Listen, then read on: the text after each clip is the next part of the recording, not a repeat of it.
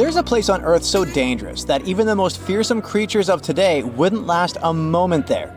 It used to exist in what we now call southeastern Morocco, the land called the Kem Kem Beds. The story of this place stretches back to the Cretaceous period, about 100 million years ago. It might have looked like a beautiful place at first sight, a lush green forest, rivers glittering in the sun, until you meet some terrifying dinosaur. The lions or sharks of today are nothing compared to what the fossils show us.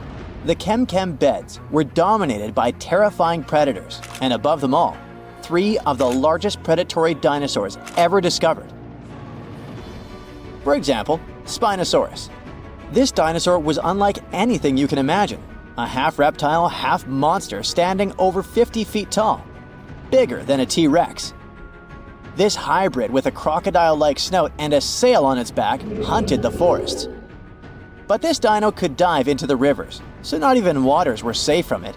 It could catch huge fish, as if plucking them from the shallows.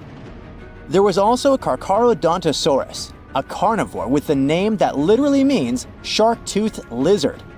Its razor-sharp teeth could slice through flesh with terrifying ease. This monster stood almost as tall as a house and was faster, stronger, and more aggressive than nearly anything that had ever walked the earth. There was also Delta Dromaeus, a raptor-like dinosaur built for speed. It was a quick-moving ninja that stalked its prey with horrifying precision. Oh, and the skies were a fun place too, with all these pterosaur creatures flying around. These guys are often mistaken for flying dinosaurs, but they were actually a different kind, more like close cousins of dinosaurs. These majestic reptiles soared above the Kem Kem Beds and had wingspans that could stretch up to 30 feet.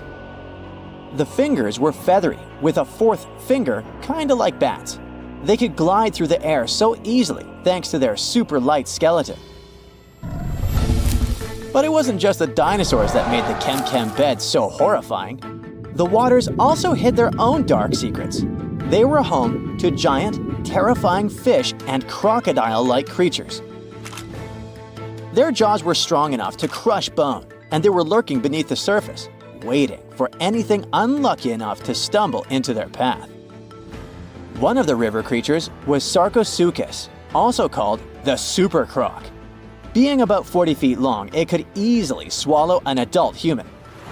Or better yet, it could take on a full-grown dinosaur and win. Its jaws snapped with unimaginable force, and no creature, not even Spinosaurus, was safe from it. Coelacanths could also hang out in the rivers. It was a monstrous predator that could easily swallow a huge fish whole. They had these creepy, icky fins that moved in a way similar to how human arms and legs move. And they could also kind of raise their heads like humans because of a special joint in their skull. Ew. Fun fact, we thought these monsters had gone extinct 60 million years ago, together with dinosaurs. But recently, we rediscovered them living and thriving in the Indian Ocean. Turns out they were just hiding in the deep waters. They probably didn't even notice the dinosaur asteroid or humans at all. Yay? Don't worry, over millions of years, they became basically harmless. They got 4 to 5 times smaller, even though they still weigh about 200 pounds. Just imagine what they were like back in the day. Kem Kem waters were also home to giant lungfish and other creepy aquatic creatures. So you couldn't even drink or take a swim safely without getting bitten by something. Whew, what a place. Even turtles there were the size of cars. Imagine trying to survive in a world where creatures like this are literally everywhere. And I mean everywhere. This place was unique not because huge beasts lived there, but because of the sheer number of predators. You might think, it shouldn't be that easy for all these predators to hang out in one place, right? And you're right. Seems like prey was scarce there. That's even more chilling. All the predators just wandered around, hunting whatever meager life remained. And if there's none, then fighting each other. For years, scientists have wondered why it was the case. Maybe that's just how life was back then. and all corners of Earth were crazy like that. Or is there something special about this place? Some even say that maybe it's just because we only found predators' fossils. Well, normal, friendly animals have disappeared, and that the fossil record might be skewed. But who knows? And the environment itself was just as fascinating as the beasts who lived there, just a bit more friendly. It's hard to imagine, but back in the day, this desert was a green paradise, humid and full of rivers. The heat of the sun scorched the land. The climate was hot, so hot that even the poles were warm. The weather there was extreme. Dry seasons followed by intense storms, which shaped the land and life. The giant rivers carved their way through this landscape. They stretched from the Sahara, emptying into the ancient Tethys Ocean to the north. If you were there, you'd see vast, interconnected basins, and beyond them, the central Atlantic Ocean. The floodplain stretched out beneath a sweltering sky. The rivers were just as wild as local animals, flowing lazily one day, but raging like furious beasts the next. At first, these rivers were powerful, carving deep channels through the land and creating wide sandbanks. But over time, they slowed down, and the landscape changed into shallow ponds and salt-covered flats. As water gradually faded away, it left behind a patchwork of wetlands and slow-moving waters. Right now, the Kem Kem Beds is a vast, rugged desert where time has stood still for millions of years. If you visited it, you'd see a giant escarpment, its rocky face winding along the border of Morocco and Algeria, bathed in the sun's harsh light. Beneath your feet would lie layers of fossilized history. That's one of the reasons why scientists were long fascinated with this place. It must be one of the most comprehensive collections of fossils ever discovered in northern Africa. There are fossils from other parts of Africa, of course, like Egypt's Bahariya Formation. But they don't tell us much about life during this time, not like Kem Kem. That's all because those rivers we mentioned in hotter and drier places, they've eroded or still remain buried under the sand. The first discoveries from Kem Kem began in the late 1940s. A scientist named Schubert uncovered bony fish fossils among the escarpment near the Morocco-Algeria border. Just a few years later, a paleontologist, René Lavoca, took things to the next level. Traveling by camelback, he scoured the desert landscape and uncovered a real treasure trove of fossils. He found the partial skeleton of a massive herbivore dinosaur. Finally, at least one peaceful creature in the Kem Kem Beds. This long-necked giant roamed the ancient river valleys and ate leaves like a good boy. For the next several decades, scientists only did small-scale fossil hunting expeditions to this place. There were modest discoveries made here and there. Then, in the 1970s, German paleontologist Helmut Alberti led his team to the Kem Kem Beds, and that's when things took a wild turn. They uncovered fossils of prehistoric fish, crocodiles, dinosaurs, and pieces of the infamous Spinosaurus. Imagine being one of the scientists on that team. They were probably jumping from excitement. By the mid-1990s, the fossil game changed dramatically. Incredible new species were identified from the Kem Kem Beds. Over the years, the discovery pace has only accelerated. Paleontologists, armed with new tools and techniques, have uncovered more fossils than ever before, and there's only more to come. Of all the creatures on our home planet, this could be the only animal that could survive harsh conditions on Mars. The tardigrade. These fellas have another name because of their unusual looks: water bears or moss piglets. They live literally everywhere across the globe, from coastal dunes to mountains, from the lush Amazon rainforests to the barren landscapes of Antarctica. Some live on land, but tardigrades are creatures that need water around their bodies to enable gas exchange and generally stay hydrated. That's why they prefer soil, moss, or leaves covered with a layer of water. And since they're aquatic creatures, they usually choose freshwater bodies like lakes, rivers, and ponds. You haven't come across these cool animals before because they're only 0.02 inches long. You can barely perceive them with the unaided eye. But since they're virtually immortal, we can assume they've developed some amazing survival tactics. If we loaded them in a tiny spaceship and sent them to Mars, they'd be a little shocked at first, especially because of the temperature. Sure, they can live through a wide range, even going below minus 458 degrees Fahrenheit and up to 302 degrees Fahrenheit. And Mars might seem like a very hot planet when you see it in pictures, but the temperatures there are actually low, way lower than on Earth. I mean, it's farther from the sun and has a thin atmosphere, so temperatures there can drop to minus 200 degrees Fahrenheit or go up to 70 degrees Fahrenheit. On Earth, the lowest temperature was recorded in Antarctica. It was minus 128.6 degrees Fahrenheit, while the highest occurred in California, 134 degrees Fahrenheit. Tardigrades are also pretty resilient when it comes to strong pressure. They can take one that's 6 times bigger than the pressure at the bottom of the ocean. Now, for every 33 feet you go down below the surface, the pressure doubles. So, at a depth of 2.4 miles, the pressure is 380 times greater than at the surface. And in the very deepest parts of the ocean, it can be 1,100 times greater. The pressure on the red planet is about 6 times stronger than in the ocean depths. So I guess it's a little bit too much. It would be hard for these little creatures to adjust to such conditions. They would have to evolve through the next few generations to become even more resilient so that they could enjoy their time on Mars more. The food could be one of their main problems though. Some tardigrades mostly eat plants like moss, algae, or some flowering ones, and they like them served with a portion of bacteria. Others are carnivores that eat smaller tardigrades or other microscopic organisms. Well, they'd find nothing like this on Mars.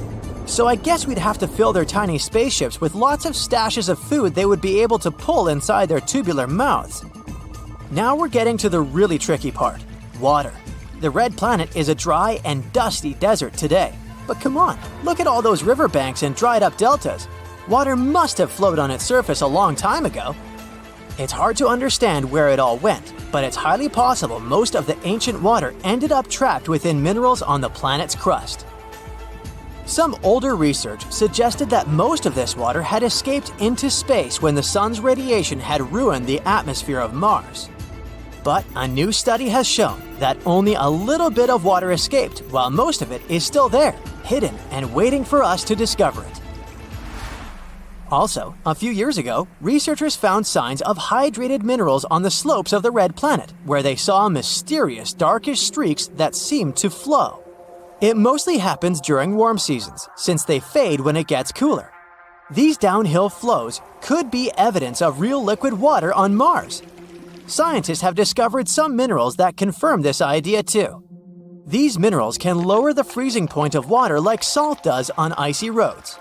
That's why scientists think there might be a shallow underground flow of briny water that causes these streaks. Tardigrades probably have excellent instincts, considering they can survive even in the toughest conditions, so they'd probably find water on Mars way before us. But even if they didn't do it right away, they would still have their tactics to stay alive for a while. If this creature loses 99% of its water content, it can survive by pausing most of its vital functions. It can remain in such a state for a couple of years. Tardigrades can absorb extremely strong impacts that would easily crush other animals, including us. They can withstand radiation levels so high that they could destroy a human. And even if we do send tardigrades to Mars one day, that won't be their first trip to space. In 2019, a spacecraft went to the moon, carrying thousands of tardigrades, the first lunar library, human DNA samples, and a DVD-sized archive that contained 30 million pages of information. The idea was to create archives of all the knowledge the human race had collected. But seconds before the spacecraft had to land, the mission control lost contact with it, and it crashed into the surface of the moon. The team was wondering what was going to happen with the spacecraft's cargo. After lots of discussion and analysis, they assumed that the library had survived, and even crazier, perhaps tardigrades had too. They were in this dehydrated kind of dormant state, so they shriveled up into tiny balls. They lowered their metabolism and expelled most of the water from their bodies, waiting for a better environment where they could be their best selves once again. These creatures can stay like this for decades and survive extremely harsh conditions. And this wasn't the first organized tour to space for tardigrades. In 2007, a team of scientists sent a group of these tiny water bears to orbit our home planet on the outside of a rocket for 10 days. They did pretty well, considering that when the rocket got back to Earth, 68% of these creatures were alive. Scientists don't put all their hopes only on these water bears. They keep testing if there are some other life forms that could survive on the red planet. They did an experiment called biomechs on the International Space Station. They took tiny organisms such as algae, bacteria, and other similar creatures and kept exposing them to really tough conditions in space for 18 months. This means things like huge changes in temperature, extreme radiation, and vacuum. The amazing part is that many of these tiny life forms survived these harsh conditions and came back to Earth as true space heroes. So they could probably deal with the hardships of living on Mars. Scientists studied archaea as well. Those are tiny, ancient microorganisms that have existed in salty seawater on our planet for more than 3.5 billion years. Some of their relatives from the Arctic also survived in space-like conditions. But life on Mars doesn't have to be a whole new thing. Billions of years ago, the red planet might have been a bit like Earth. It most likely had water, and that's one of the key ingredients for life. Scientists believe tiny organisms called methanogens might have thrived there. They were hiding beneath the surface to stay safe from harsh radiation. These organisms could have breathed in hydrogen and carbon dioxide, exhaling methane gas. But as they gobbled up hydrogen, which was a powerful greenhouse gas back then, they might have cooled the planet too much. So it's possible these ancient microbes are still somewhere there, trapped in ice deep below the surface. They could be in a sort of deep sleep, waiting for better conditions to wake up, or some new cool friends from Earth. Now, our planet has gone through 5 mass extinctions. One of them was so bad, it wiped out over 95% of life forms on our planet. Scientists think they might have found the culprit: volcanoes. Scientists took some ancient rocks from a dozen global locations and found elevated levels of mercury, which was released by volcanoes millions of years ago. This points to volcanic eruptions as the probable cause of the Permian-Triassic extinction event. The mercury didn't just come from rocks, it was from the atmosphere. This means that when the volcanoes erupted, they released this poisonous gas into the air. They produced about 720,000 cubic miles of ash, vastly more than the infamous eruption of Mount St. Helens. The gas left a trace that marks one of history's most significant catastrophes, setting the stage for the age of dinosaurs. These eruptions most likely released mercury by igniting large coal deposits. Shallower waters showed mercury spikes right at the extinction's main horizon, while deeper sections recorded spikes tens of thousands of years earlier. This could mean that the effects of the volcanic activity and the extinction it triggered varied across different ocean depths. That means that the extinction was prolonged and complex. It not only caused significant climate warming at the time, but also led to some other toxic events, like acid rain, which made the situation even worse for plants and animals. Although few things have made it from the Permian period to the present day, we can get an idea of what the world was like back then from the fossils found in eastern Kansas. Now, 252 million years ago, the Earth was thriving. The Earth's continents were coming together to form the supercontinent Pangaea. The land was mostly dry, and the Earth looked like a harsh, arid desert, vast stretches of land with minimal water sources. The climate varied from scorching summers to frigid winters. There were some plants here and there, mostly conifers, large ferns, and primitive mosses in places with more water. The Earth was dominated by dinosaur-like creatures like paleosaurs or therapsids, often called mammal-like reptiles. There was also the fierce Dimetrodon with its awesome snail-like spine. These three were the top predators of their time. Smaller reptiles and amphibians also populated the landscape, alongside burgeoning insects like beetles and dragonflies, which thrived during that dry time. But all the interesting stuff mostly happened in shallow tropical seas. Marine environments were bustling with life: rich coral reefs, shellfish called brachiopods, animals known as bryozoans, and large single-cell fusilinids, which kind of look like they're covered in moss. Small funny ammonoids were quite popular as well, often hanging out in the oceans alongside brachiopods, bony fish, and sharks. Creepy trilobites, ancient marine creatures that first appeared 500 million years ago in the Cambrian period, but then persisted up to the Permian period. Trilobites were very diverse, active predators to scavengers or plankton eaters. However, almost all these beautiful creatures were about to disappear during the Permian-Triassic extinction. Now, this extinction was truly ruthless. More than two-thirds of amphibian and reptile species disappeared, and nearly one-third of all insect species were wiped out. Usually, the insects are resilient survivors, which shows how catastrophic this event was. Among these extinct animals was the terrifying Meganeuropsis, a giant dragonfly with a wingspan of nearly 2.5 feet, once found in central Kansas near Elmo.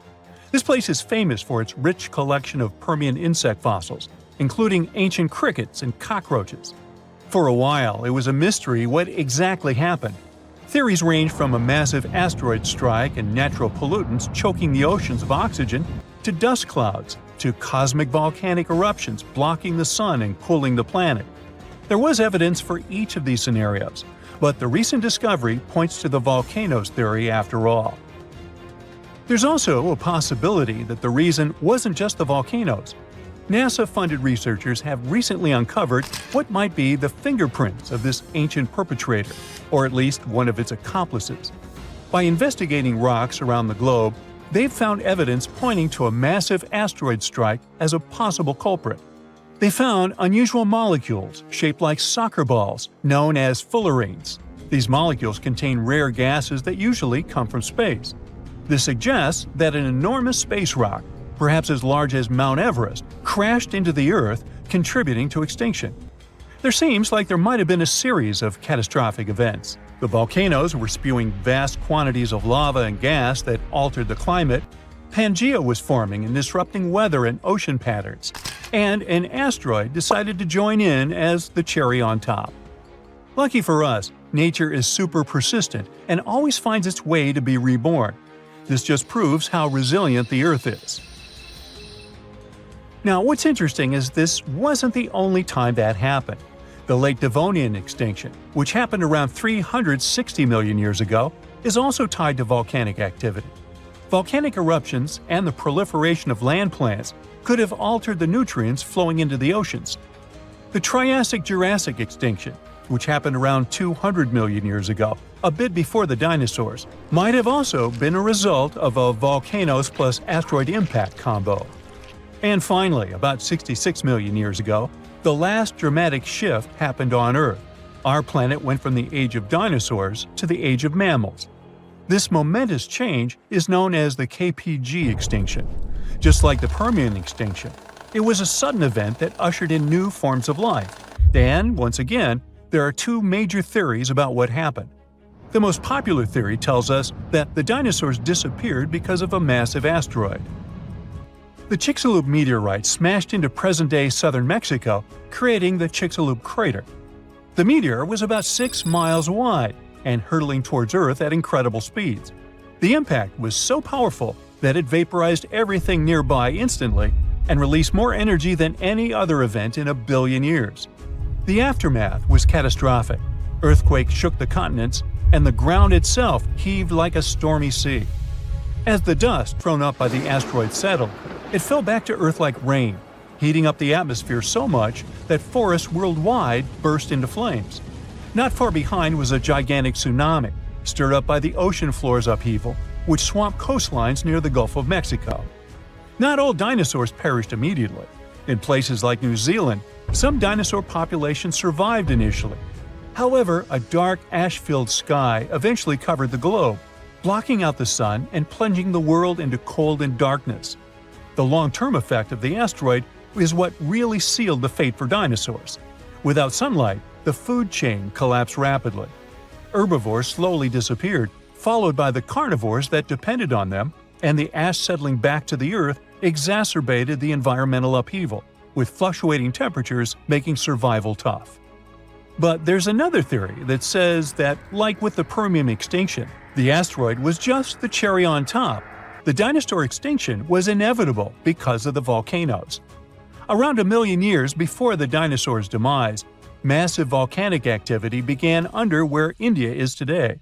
This event created the Deccan Traps, a vast plateau formed from layers of lava that covered an area as large as France. For hundreds of thousands of years, these volcanoes spewed sulfur dioxide and carbon dioxide into the atmosphere.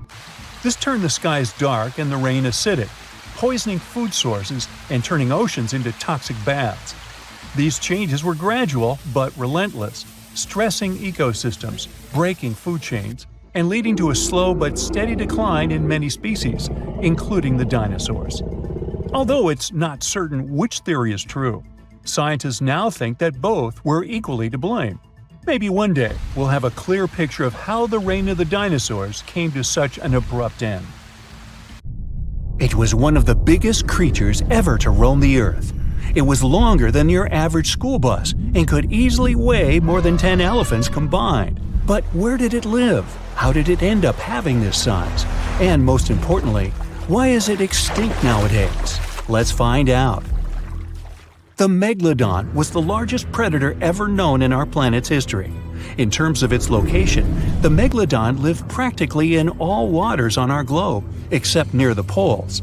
The reason why there were no Megalodon teeth found in Antarctica is probably that the gigantic creature adapted to only warm tropical and subtropical waters. The younger ones liked to keep to the shores, while full-grown adults preferred coastal areas, but they could easily move into the open ocean as well. How do we know the Megalodon was so widely spread? We can only presume, based on the fact that they discovered the most northern fossils off the coast of Denmark and the most southern in New Zealand. The discussion of how the Megalodon got this size is still open in the scientific community. They recently found out that not all the specimens from this fascinating species reach the same huge size. This has to do with a little something called the Bergmann's Rule, which says that the temperature of the surrounding environment affects the animal's body size because they either need to conserve or shed heat. The megalodons that reach cooler waters probably needed more body weight to make sure they survived in low temperatures. On the contrary, those living in warmer waters had to be smaller to avoid burning up. But what did this enormous fish look like? Most modern depictions show the megalodon resembling an enormous great white shark. But well, it seems it may not necessarily be correct.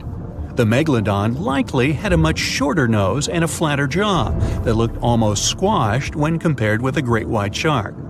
It also seems to have something in common with the modern blue shark: extra-long pectoral fins. They needed these to support their weight and size while navigating the planet's waters. Lastly, the lady megalodons, seem to have been about twice as large as the gentlemen.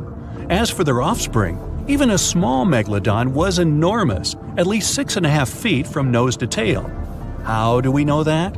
Because specialists have stumbled upon megalodon nursery habitats in Panama, Maryland, the Canary Islands, and Florida. Even the piles of used diapers were enormous. Nah, not really. Surely the scariest aspect of the megalodon's looks was its mouth. I mean, think about it. Megalodon had whales for dinner, so it obviously needed to open its mouth wide enough. Scientists have estimated that its jaw would span a mind-boggling size, 9 by 11 feet wide. Just to paint you a better picture, that means it could have easily gulped down 2 adult people side by side. Wait, which 2 adults? Those impressive jaws also feature 276 teeth. Based on modern reconstructions of the force of its bite, it looks like it may have been one of the most, if not the most, powerful animals of prey ever to exist. For comparison, humans can have a bite force of around 1,300 newtons. Today, great white sharks have been estimated to be able to bite down with a force of over 18,000 newtons. The megalodon tops all the records, with an estimated power of bite up to 10 times greater than that. It could basically crush a car with very little effort. Its teeth were also pretty amazing. Similar to sharks, the megalodon was fast in replacing its broken or worn teeth. With 4 or 5 rows of teeth in its mouth, it basically acted like a conveyor belt, growing back damaged or missing teeth within about 48 hours. This means that an adult megalodon probably would have grown several thousand teeth throughout its lifetime. It was nice of them to do that, though, since it's probably one of the reasons why megalodon teeth are so common in fossil records, and we're able to study them properly. To maintain its impressive physique, the megalodon had to eat somewhere around 2,500 pounds of food per day. Can't wrap your head around that? Well, it was the equivalent of 1¼ cows per day to survive. It's like if you had to eat 3,300 cans of tuna every day. I've used the word megalodon a lot, but have I mentioned where it comes from? When translated from Greek, it means giant tooth.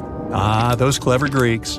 However, this giant shark's full scientific name is a bit more complicated: Carcharodontosaurus megalodon. But are these gigantic predators actually extinct? We tend to believe so, but let's be honest for a second. We've come to know more about the surface of Mars than the depths of our oceans. Like, we've only explored 15% of our oceans altogether. Who knows what may be lying out there in the deep? Maybe some ancient predators? The Mariana Trench is the deepest oceanic trench on Earth. The Challenger Deep, its deepest part, is so deep that you could dip the whole of Mount Everest in there and it would still be over a mile above the surface. That's deep. If a megalodon or two ever needed a place to crash, that would be a discreet enough location. However, the Mariana Trench is not a particularly comfy place to be in. Because it's cold and steeped in total darkness and all. The temperatures here are around 36 degrees Fahrenheit all year round. And to top it all off, the pressure is 1,000 times stronger than at sea level. So it's safe to assume that if any megalodon is hiding in here, its teeth and bones might not be looking so good. Because of the intense pressure here in the Mariana Trench, proteins and calcium start to dissolve and disintegrate.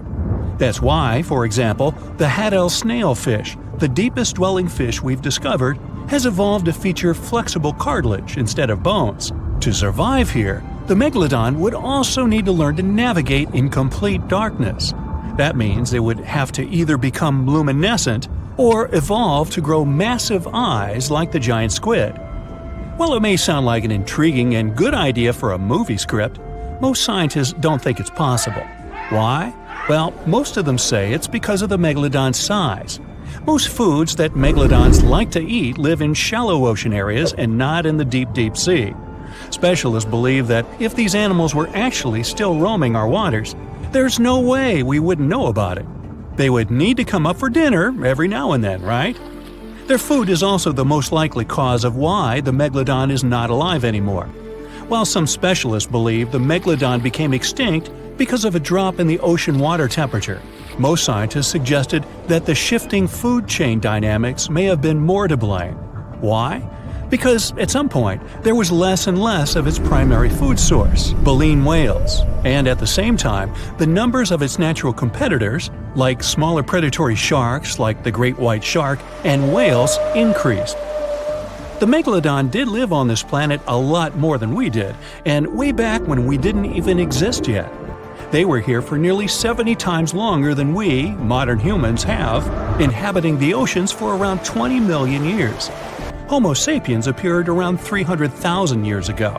The megalodon managed to survive for so long mostly because of its unbeatable size. I mean, they can make a meal out of almost everything in the sea at the time. We may think about both of them as prehistoric creatures, but the megalodons and the dinosaurs never coexisted on Earth.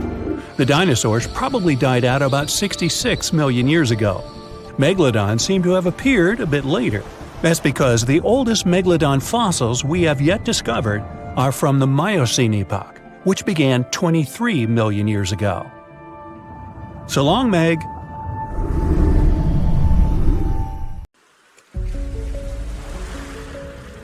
Hey, don't freak out. Those red waters you see aren't blood oceans. It's just a natural occurrence called the red tide. Red tides often happen in Florida, especially in the West Florida shelf, and they can stick around for weeks or even months. They're basically caused by an increase in algae levels, hence the color. Those algae produce toxins that can be harmful to marine life. they can also be bad news for us humans, causing symptoms like upset stomach and urgent bathroom trips, if you're picking up what I'm putting down. Volcanoes are super scary, but there's nothing scarier than getting taken out by a pyroclastic flow. These fiery flows move crazy fast and reach insane temperatures, like hotter than your oven on a pizza night.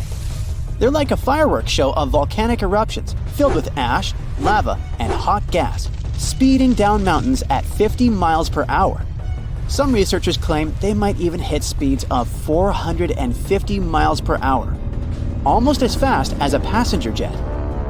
If you're unlucky enough to be in the path of a flow, you're in big trouble. The heat alone can turn you into a human barbecue, even if you try to hide in a building. The air around the flow can reach temperatures high enough to fry your insides, burn your clothes off, and leave metal melted into your skin, which almost sounds like a Marvel origin story. However, a lot of people have met their end because of these flows. But there's one crazy story about a guy named Luger Silbaris, still sounding like an origin story. So on the 7th of May 1902, there was a major eruption on the island of Martinique. The night before, Silbaris had gotten into trouble and ended up in jail. Maybe this is a villain origin story. He'd been locked in a sturdy cell facing away from the volcano. The next morning, Mount Pella unexpectedly erupted, destroying St. Pierre within minutes. The flows wiped out around 30,000 people, but Silbaris survived in his cell and became known as the guy who lived through doomsday. The rescue team found him 4 days later. By the way, the cell still stands today. I hope somebody tested him for superpowers. Back on August 21st, 1986, a guy stumbled upon some animals showing no signs of life on his way to Nios village in Cameroon. To his shock, he later found out that everyone in the village had mysteriously passed away. The same thing happened at Lake Manaun in 1984. Turns out, those tragic incidents were caused by something called Limnic eruptions, which are pretty rare disasters where carbon dioxide suddenly bursts out of lake waters, creating a hazardous gas cloud. These type of eruptions usually happen in lakes with high levels of CO2, which can be caused by things like volcanic gases and high pressure. Any little change in temperature or pressure can set off an eruption. So, experts have started looking into ways to safely release CO2 from lakes like Manaun and Nios in order to lower the risk of more disasters in the future. In March 2024, a video captured a terrifying moment of a woman disappearing into a sinkhole while browsing through a Chinese department store. Guess she got more than she bargained for. Ha ha ha. Moving on. The scene unfolded as the floor beneath her gave way, sending her plummeting into the abyss. In the midst of the chaos, another customer frantically ran away before returning to check on the woman who had fallen. Their quick thinking and the swift response of emergency crews and firefighters saved the day, resulting in only minor injuries for both women. I'm glad that lady checked on her because I would be gone. An anvil cloud is basically a big cloud made of ice particles that forms at the top of really tall thunderstorms, or those huge cumulonimbus clouds. The flat top shape is caused by the air rising in the storm and spreading out when it hits the stratosphere. That's why it's called an anvil. It looks like the tool metal workers use. Duh. The air from the anvil cloud is cooler than the stratosphere air, which keeps it from going any higher. You can spot anvil clouds from really far away, sometimes over 100 miles. Often you might see streaks of snow coming from the edge of the cloud known as virga. The snow disappears before hitting the ground because of the dry air. If you notice clouds poking through the flat top or bubbling up, it's an overshooting top, a sign of a super strong storm. Anvils are known for producing dangerous lightning. Normally, lightning comes from the bottom of a storm, but anvil clouds can produce really powerful lightning from the top. This lightning can strike out of nowhere, even from up to 30 miles away. So keep an eye on those anvil clouds if you see one forming nearby. Lahars are no joke. They're basically fast-moving, super dangerous streams of rock, ash, and water that come down the slopes of volcanoes. It's important for everyone to be aware of them. Scientists, policymakers, and even us regular folks. By understanding how lahars work and their potential impact, we can try to stay safe when volcanoes start acting up. Saving lives during natural disasters is the name of the game. There are two main types of lahars: debris lahars and mudflow lahars. Debris lahars are full of solid stuff like rocks and ash, while mudflow lahars are more waterlogged and sludgy. Lahars can be triggered by the rapid melting of snow or ice, heavy rain falling on loose volcanic material, or even a crater-like eruption. The volcano's characteristics and presence of water are key factors in how lahars form and move downhill. When lahars come barreling down mountains at speeds of up to 120 miles per hour, carrying loads of debris, it's a recipe for disaster. Unless you have a surfboard, but I doubt you'll have a surfboard on a volcano. Just saying. Also, it won't work. Going to the beach for a sunny vacation is the best. There's nothing like basking in the sun, feeling sand between your toes, and hearing waves crash against the shore. But even though it's all relaxing and picture perfect, always keep an eye on the water and never turn your back on the ocean. You may know about rip currents and tides, but have you ever heard of square waves? It's a real thing, and it can be pretty scary. Square waves, also known as cross seas, happen when two swells meet, forming a unique square pattern that looks like a checkerboard. They can be found along coastal areas, and while they are rare, they can create waves up to 10 feet high and make it tough for boats and swimmers to maneuver.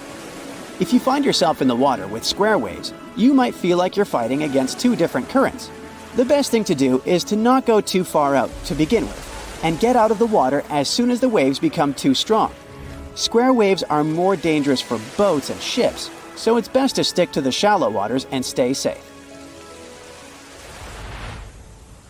Whirlpools and maelstroms are powerful natural forces that have scared sailors for years. They happen when certain weather and current conditions come together just right. Most of them are safe if you stay away, but let's see what they really are and how they form. A whirlpool is basically water that starts spinning when two currents meet, or one current hits something solid like a wall. They can be big or small, depending on the speed of the water and waves. Most aren't dangerous, but there are also maelstroms, which are large, forceful, and violent whirlpools, caused by ocean tides and narrow straits. Tidal currents in places like Norway's Saltstraumen and Moxstraumen can create massive whirlpools. Scotland's Corryvreckan whirlpool is one of the world's largest. Other examples of whirlpools can be found in Japan, Canada, and New Zealand. Are they portals? They're definitely not portals. Researchers have recently looked into ancient underwater volcanic eruptions and how they affected Earth's climate. They studied materials from Bronze Age eruptions to learn more about their scale, dangers, and impact on climate.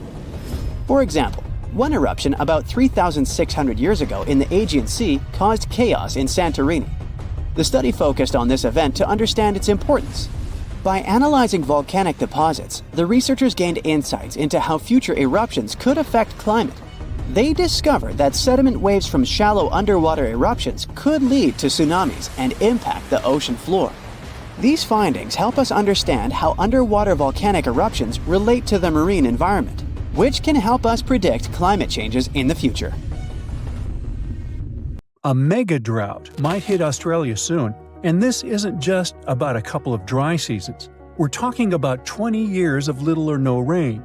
While Australia could be facing the longest and most devastating drought since official records began, the rest of the world might struggle to buy bread, flour, or cereals. Energy prices are likely to spike globally, and neighboring countries like New Zealand, Indonesia, and Malaysia must be prepared to receive Australians directly affected by the lack of water. To truly understand how severe this situation could become, we should first examine past disasters. First off, Australia is no stranger to droughts, and this phenomenon can happen across their entire territory. From 2017 to 2019, the southeast part of the country went through what they call the tinderbox drought. This was a severe bone-dry event where the cooler months saw only about half the usual rainfall. Parts of Australia became so dry that wildfires were a constant threat. crops failed, and water was scarce. This drought was also thought to have contributed to the Black Summer fire disaster. By the end of 2019, bushfires were raging across the country on a scale never seen before, with people describing them as rivers of lava flowing down from treetops. The losses were staggering. The tourist industry alone took a hit of $2.8 billion, and over 7,000 jobs disappeared as a result of this difficult period. The tinderbox drought was a big reminder of what Australia might face in the future. That's why it's so important to understand what happened in the past to get a full picture of a possible 20-year mega-drought. But there is one problem. Even though droughts are relatively common in Australia, the rainfall data available until today isn't enough for researchers to predict the future, and our records only go back to around 1900. So experts decided to study tree rings to uncover missing environmental data. If you look at a tree stump, you'll notice concentric rings on its surface. As trees grow, they form new rings, and the thickness of these rings depends on how much water they get. During a mega-drought, the rings appear thinner because the trees don't have much water. Unfortunately, these natural records usually only go back a few hundred years, and it only tells us about specific local conditions, not the situation across all of Australia.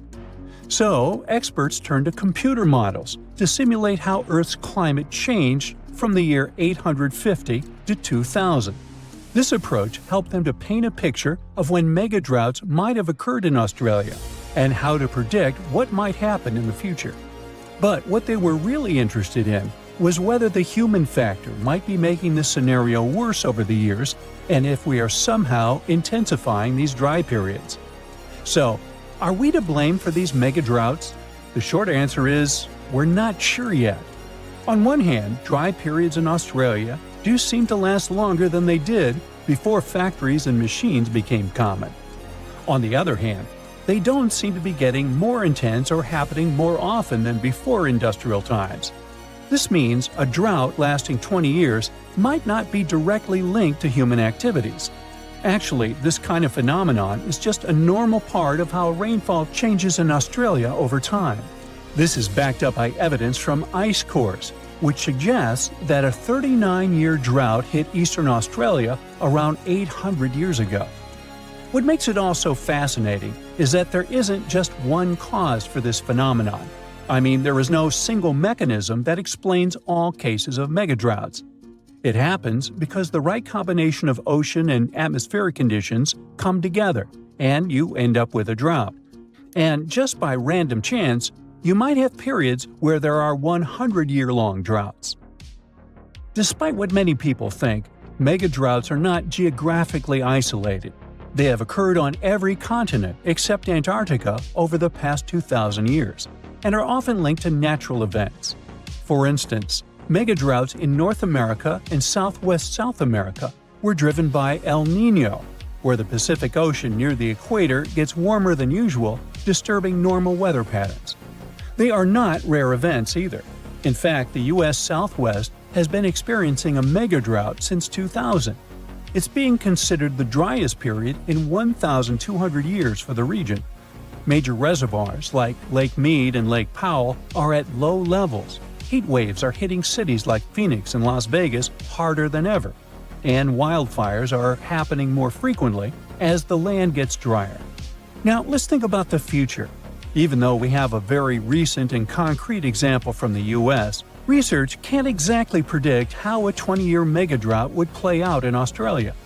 Usually, such events show up mainly as reduced rainfall and snowfall, but in most areas, the increase in drought risk will be caused by a warmer, more arid atmosphere.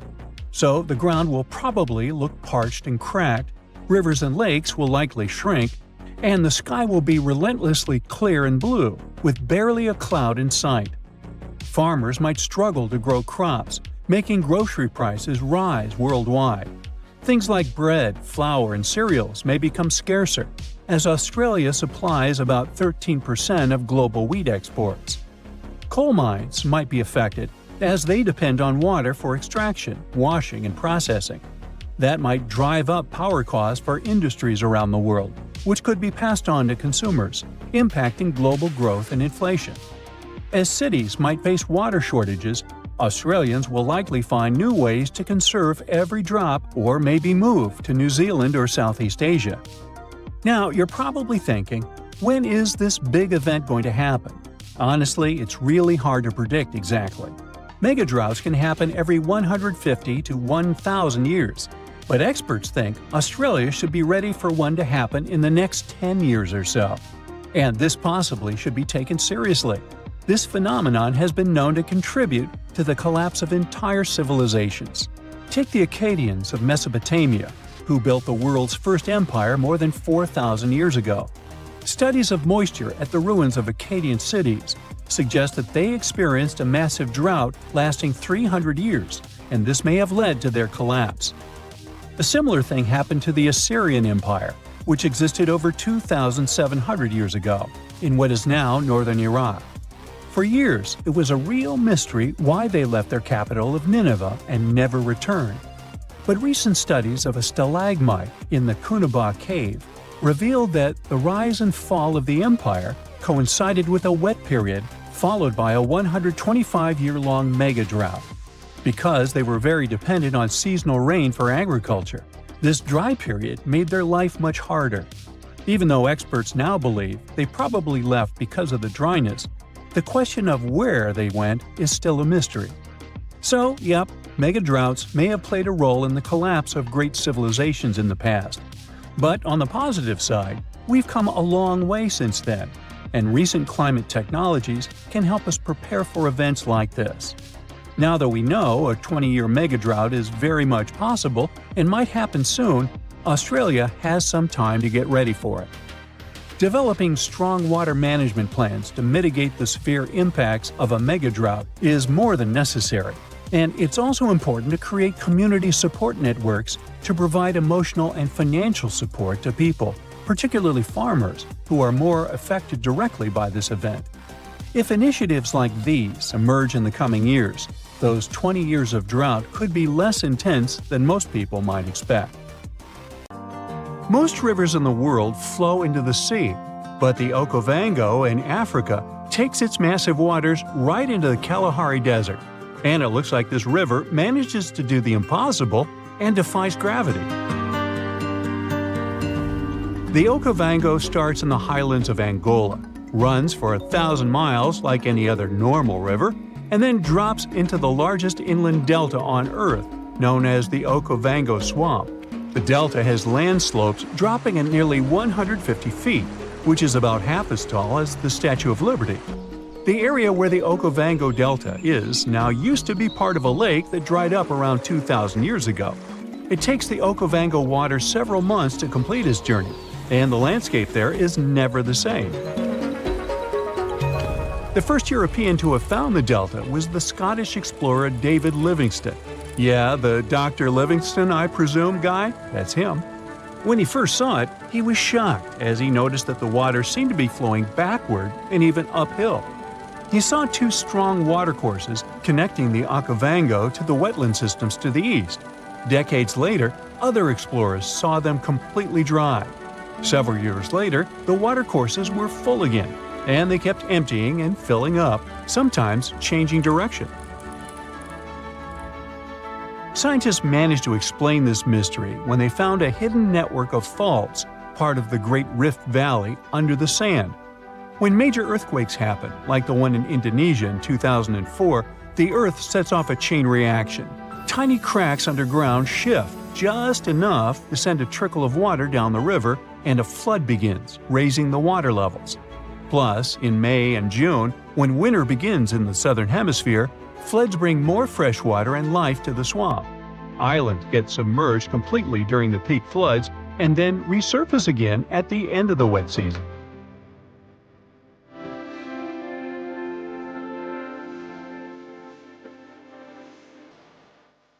Wildlife just loves all the water in the delta, and you can often see migratory elephants bathing among pink lily pads and silverfish, bream, barbels, and other fish. There are lions, cheetahs, buffalo, wildebeests, hippopotamuses, hippopotami, zebras, wild dogs, crocodiles, and other species of animals. Storks, ibis, herons, cranes, and geese like to fly by, along with 450 species of birds. Although the Okavango has plenty of water that is priceless in the desert, people hardly settle along its banks. One big problem here is the tsetse fly. But if you're feeling adventurous, you can come here for a water safari. Scientists from Imperial College in London stumbled upon a totally unexpected river under the Antarctic ice sheet. It slurps up water from an area as big as Germany and France combined. Scientists used to think the lakes under the Antarctic ice were just chilling by themselves. But now it turns out they're part of an interconnected river network. Water under the ice can form in two ways, either from melted snow seeping down or from the Earth's natural heat and the ice grinding over the ground. The Antarctic gets a lot of surface melting during the summer, but Antarctica is usually too chilly for that. This newly found river is proof that there's plenty of water down there just from the ice melting from below. This river could make Antarctica lose its icy cover way faster. If things heat up enough to melt the surface, that water could rush down and mess with the base of the ice sheet, turning Antarctica into a melting mess like Greenland. If the ice starts moving faster than the water can handle, it's going to create more friction, making even more water and speeding up the melting process. The researchers are on a mission to dig deeper into how this river system works and see if it's causing trouble in other parts of the icy continent. Understanding what's going on down there could give us a heads up on how a changing Antarctica might shake up the whole planet. The Roe River in Montana flows for just a bit over 200 feet between Giant Springs and the Missouri River. It was mentioned in the Guinness Book of World Records as the shortest river in the world, but they had to remove this category altogether because there was some heated debate over this title. Residents of Oregon claim that their D River was the absolute champion, as it all depends on when you measure them. There could even be shorter rivers in Norway or Indonesia, depending on what you see as a river. The official definition says it's something that has constant flowing water in the form of a current and is fed by upland sources or another river, lake, or watershed. Creeks and brooks flow together to form streams. Streams become rivers, and rivers take the water from higher to lower lands, ending in the ocean. There are 12 stream orders, and the first two levels don't have other streams feeding them. So, Roe and its other short buddies technically deserve the title of rivers. I'm glad we cleared that up. Rio Negro in South America is the largest blackwater river in the world and the largest left tributary of the Amazon jungle. Its waters look more like strong tea and seem pitch black only from the distance. They get that dark color from humic acid. When plants containing phenol break down only halfway, they leave behind this tea-like hue. Some people believe that blackwater rivers can't be productive, but Rio Negro helps big fishing industries and has spots where turtles come to lay their eggs. Back in the 17th century, explorers didn't find tons of indigenous folks along the river. But it probably didn't have to do with its productivity, more with diseases and conflicts. There are around 700 different fish species documented in Rio Negro's basin, including at least 100 you won't find anywhere else. A bunch of those fish end up in aquariums, like the super popular cardinal tetra. There is a canal connecting Rio Negro and the Orinoco, which is another major river in South America. Many aquatic species try to move between the rivers, but only the toughest can handle the mix of blackwater and clearwater sections in that canal. There's a unique creek in Wyoming that drains both into the Pacific and the Atlantic Oceans. It begins high up in the Teton Range and later splits into two branches. The Pacific Creek joins the larger Snake River, which merges with the Columbia River and finally reaches the Pacific Ocean. The Atlantic Creek heads east and flows into the Yellowstone, Missouri, and Mississippi rivers and eventually empties into the Gulf of Mexico. If you connect the two creeks' watersheds on a map, you'll get a single blue line between Oregon and Louisiana. Explorers who were looking for the Northwest Passage between the two oceans never knew they could have used the creek. They would just need really tiny boats. Some scientists believe that cutthroat trout knew about this route long before people. They managed to migrate from the Snake River to the Yellowstone River, most likely using the Two-Ocean Creek. Now, every summer, the Caño Cristales in Colombia turns into a liquid rainbow, or the River of Five Colors. At this time, and until the end of fall, the conditions are just perfect for the riverbed to turn bright red, yellow, green, blue, and black. You gotta thank certain aquatic plants growing in the river, a special type of seaweed for all this beauty. During the wet season, the river moves fast, and the sun cannot get to these plants. When the dry season hits, there isn't enough water to feed them. So, the time in between the seasons has the perfect conditions for this colorful show. No other place in the world has anything similar. So, at some point, the number of tourists who wanted to see it became so huge that scientists got concerned it could be bad for this hotspot of biodiversity. The area is home to rare species of animals, birds, and plants. Now, there are ecotourism trails and strict opening hours for visitors. If all the volcanoes on Earth suddenly erupted together, it'd be loud. We'd also have around 1,500 of these formations bursting at once. Now, normally it's just 10 to 20 volcanoes that are active each day. But what would the world look like if they all blew their tops simultaneously? Geologists think it wouldn't be pretty.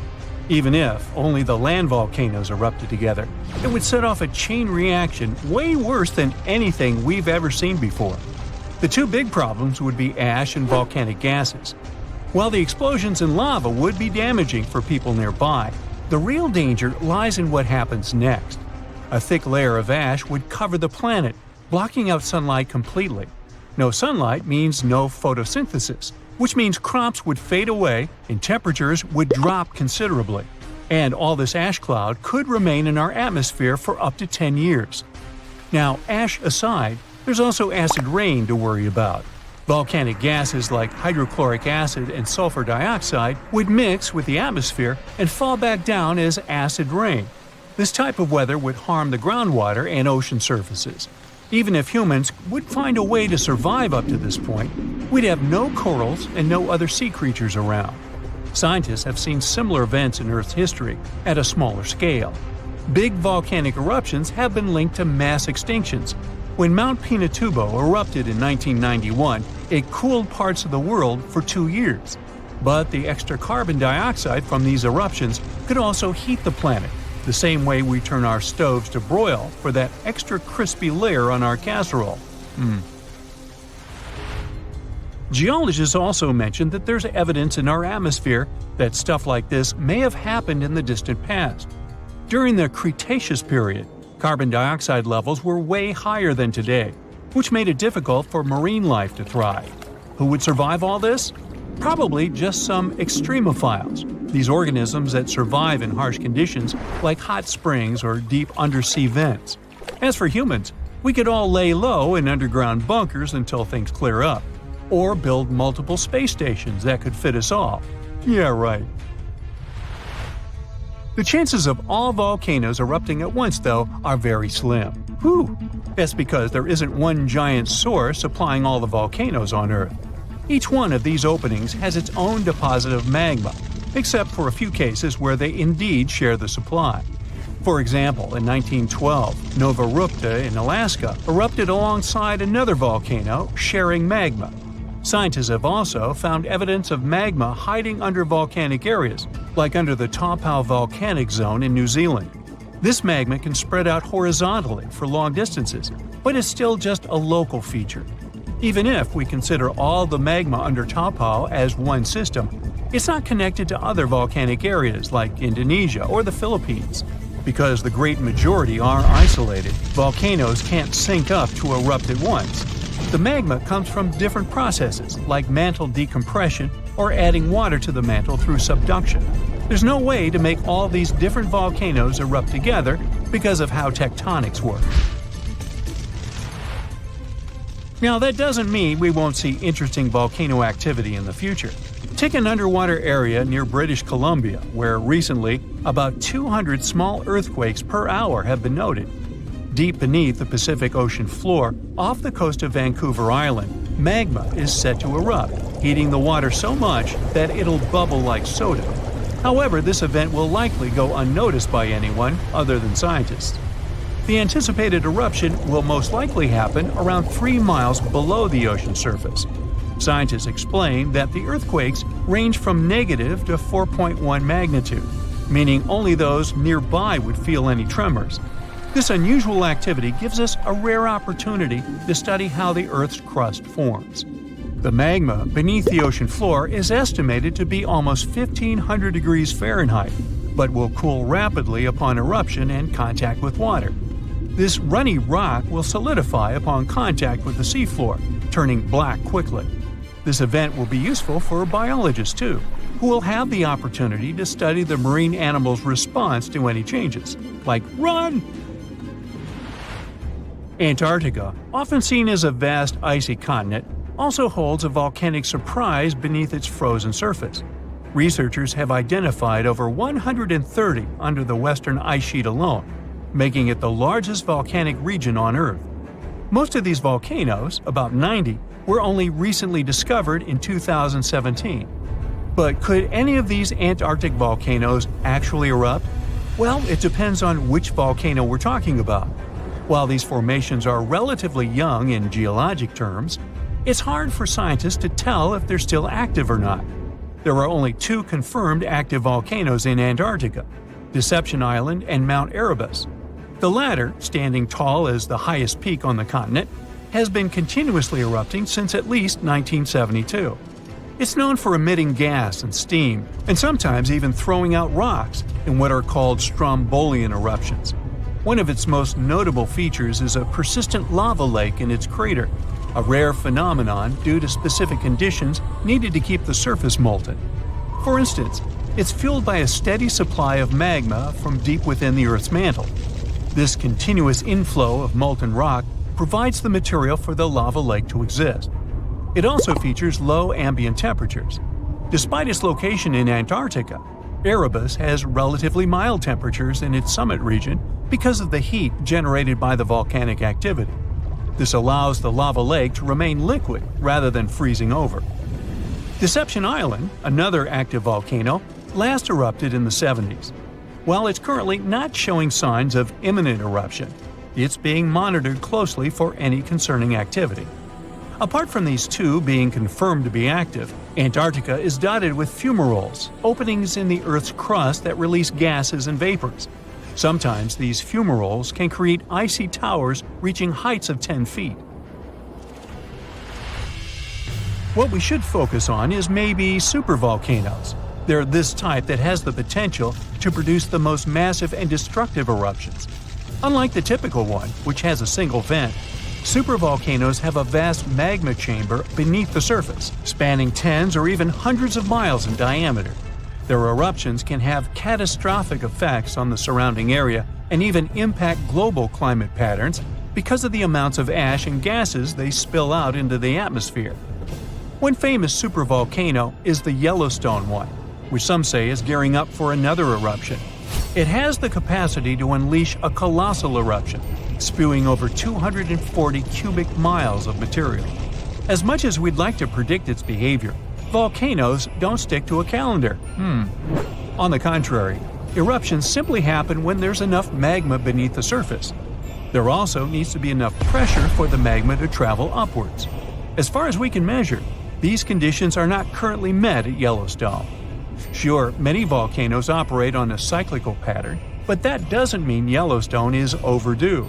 In fact, Yellowstone has had just 3 major eruptions over the past 2.1 million years. Also, the term supervolcano refers to the formation's size, not necessarily how fussy it is. Yellowstone's monitoring is extensive, tracking seismicity, ground deformation, thermal emissions, gas, water chemistry, and surface changes. Signs of an eruption would include thousands of earthquakes over a short period. We'd also see deformation on the ground and weird gas emissions ahead of time. Stable, as it might look like for now, the consequences of it having a major eruption could look ugly. Ash dispersion could blanket a 500-mile radius, potentially disrupting Midwest agriculture and clogging waterways. Ash and gas emissions into the stratosphere could induce global climatic effects, making our planet colder for several years. And yes, we've seen some research that it shows there's more liquid molten rock under the Yellowstone volcano than scientists believe. But that doesn't translate to imminent danger. So, since 2000, the world has been hit with more than 1,700 earthquakes with magnitude greater than 5. Many happened around the Ring of Fire, located around the Pacific Ocean. In North America, the biggest threat is the San Andreas Fault Line, which can create an earthquake of a magnitude higher than any other, earning it the spine-tingling nickname, the Big One. The potential destruction of California is a terrifying prospect that could have unimaginable consequences. But the Big One is just the beginning of what's to come. Bad news! Scientists have predicted an earth-shattering event that will occur in 2030. Like it or not, there's a 70% chance that we'll experience the Big One, and it will be an earthquake with a magnitude of 6.7. The San Andreas Fault Line will cause the Big One, but what is scary is that we can't predict it. On the other hand, a massive earthquake occurs every 100 years. This means there's always time to prepare for a natural disaster. If we traveled back in time, we'd see a few significant earthquakes like the ones that wiped out San Francisco and Fort Tajon. Buildings made a long time ago are not quake-proof. They will collapse. Even if they survive, you should not enter them. But buildings are not the most dangerous part. You should watch out for electrical lines and gas pipes.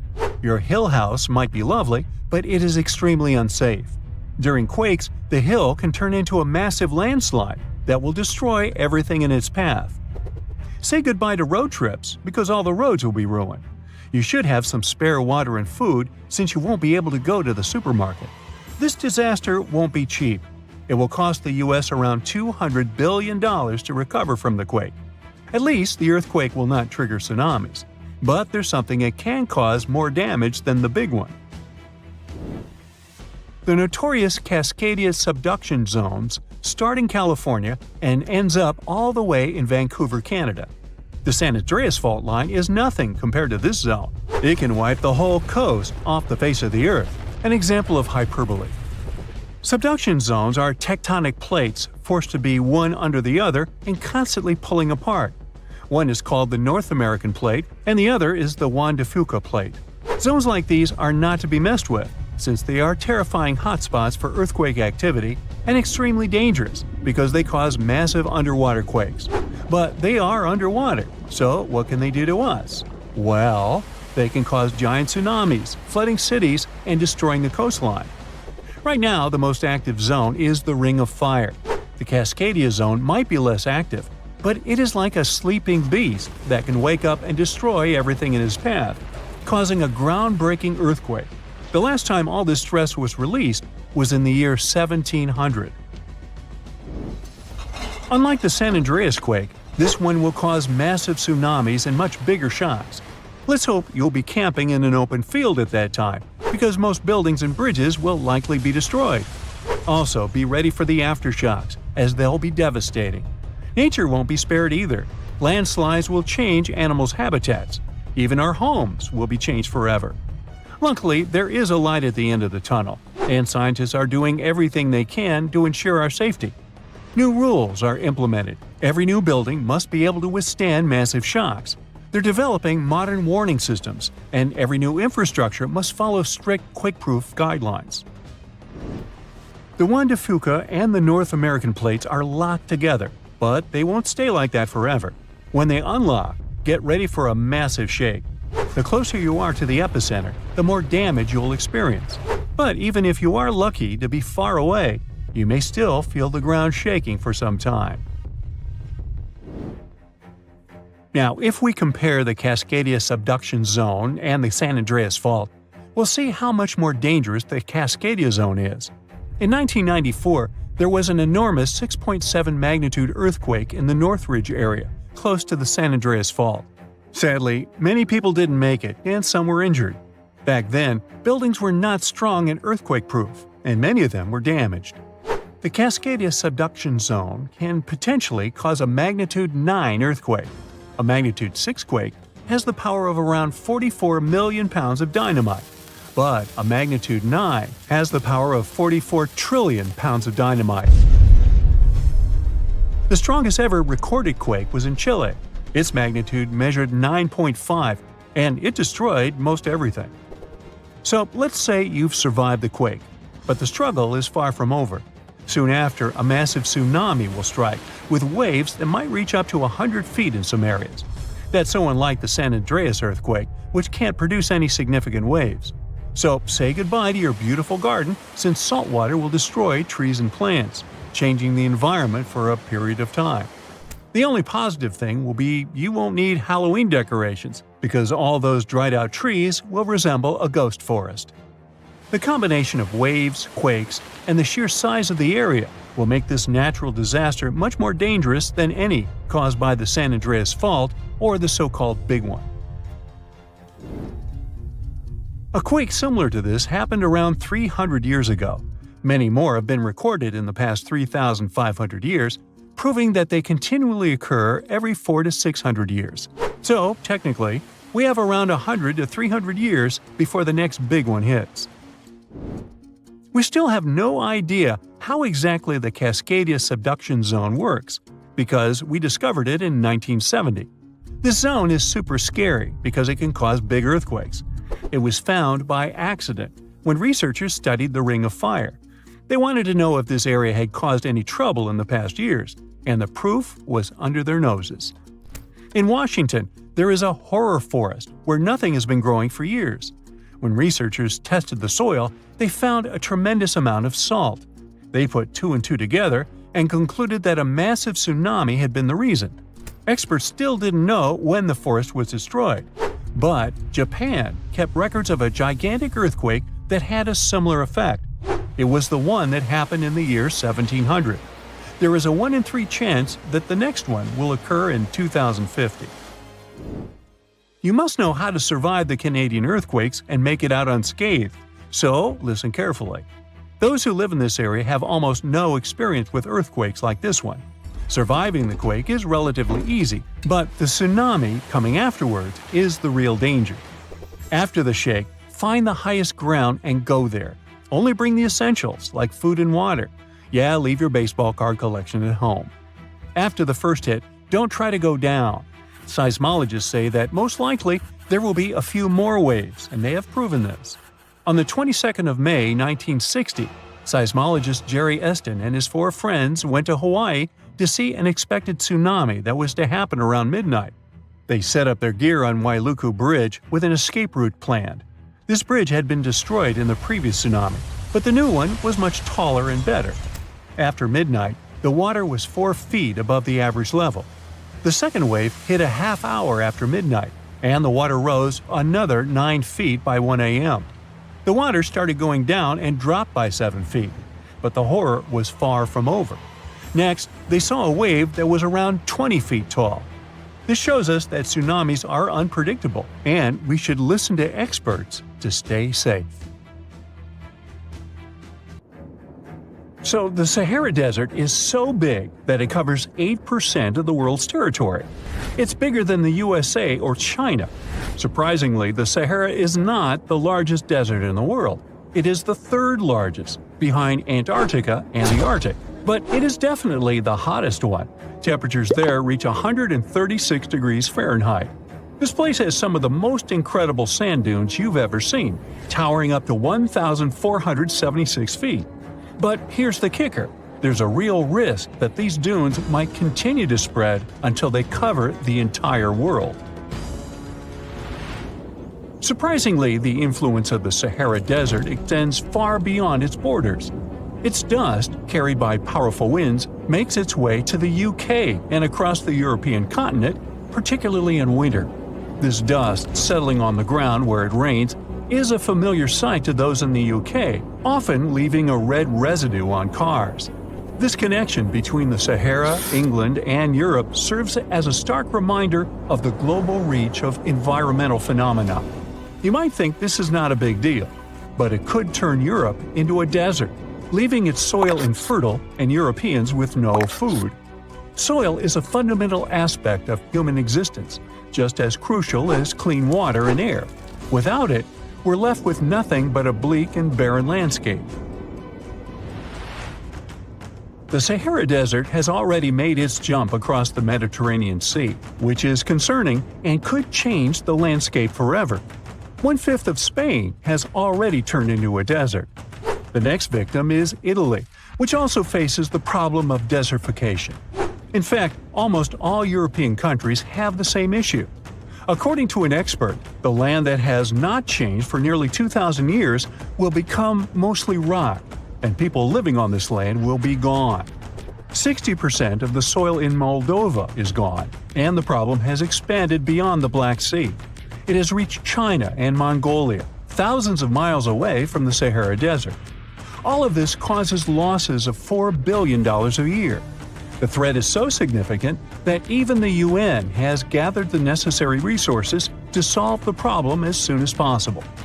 Italy is sending help to Africa to stop the Sahara Desert from expanding. If this process does not stop in the next 10 years, millions will be forced to leave their homes. The Sahara Desert is growing for approximately 30 miles per decade. You do the math and see how long it will take to cover Europe. Since 1920, the Sahara has expanded by around 10%. But not all hope is lost because more than 172 countries have joined to put a stop to the desertification of the world. The World Food Program is a project that aims to help bring back green land that was once present in the Sahara. When they told people who called the Sahara home what they were about to do, the latter basically laughed in their faces and said it was impossible. But when you have a specific goal in mind, the impossible becomes possible. If we traveled back around 5,000 years into the past, we would see a beautiful forest with lush green trees and grass. Africa's climate has been changing for 21,000 years, from fantastic greenery to uninhabitable deserts. This has to do with Earth's rotation and the monsoons that bring water to this dry continent. But with the help of scientists and some clever tricks, we can bring the greenery back and stop the Sahara in its tracks. The Senegal River serves as a border between the Sahara Desert, Senegal City, and Mauritania. When you look at this area from space, you'll see how the desert is expanding to Senegal because the vegetation along the riverbank is almost non-existent. Forests can serve as a barrier, stopping the sand from getting blown away and the desert from expanding. An effort to create a great green wall is being made, and how they do it is actually quite impressive. Nothing has been growing in the currently restored area for more than 40 years, making locals find other places to call home. People were thrilled when they saw that the land could be restored. They're very committed and learn to work with the soil and grow food. At the same moment, more than 30,000 hectares have been restored and transformed into lush greenery. The Sahel region is the starting point of desertification, and it is crucial to establish a green wall in that area first. To make this wall is not rocket science, since it only takes a few simple steps. The ground there is baked by the sun and as hard as a block of concrete. If you've ever poured water on concrete, you know that it just flows away. It doesn't stay in one place. So they had to create water-retaining half-moons that would hold the water and make it available to plants. When you learn about how these half-moons work, you might say, how did they not think of that sooner? Actually, this technique is ancient, and it was once implemented in Sahel, but it was lost over time.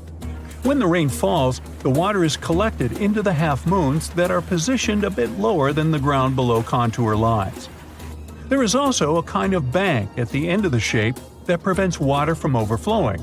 And in the middle, there are plants that are happy because they have plenty of water to thrive. Also, it's essential to grow native plants that are kind of used to harsh conditions, like sorghum and millet. These plants have been surviving there for thousands of years and produce a good amount of biomass, which means the land can be rehabilitated faster and people will have food sooner. The water that will enter the half-moons won't be lost. It will penetrate the ground and top off underground waters. This will ensure the ground that H2O will never run out and that future generations will have usable aqua. This brilliant planting technique is not limited to half-moons. People also create lines and plant various vegetables, such as tomatoes. Next, there are places only for trees, like lemons or oranges. After a long hot day, nothing is better than a freshly made cold lemonade. The trees will also protect the soil, and with some luck, there will be a new forest in the Sahara Desert. The goal is to copy the forest dynamic. Start with small plants and gradually expand to bigger plants that are more useful than the tiny ones. They are aiming to plant more than 10,000 trees. Right now, many people are leaving the Sahara after the rainy season, going to cities or leaving Africa altogether. At this time of year, villages are like ghost towns. Only animals can be found there. Most people are gone. I mean, who would blame them? Nobody wants to live in the sand where nothing grows.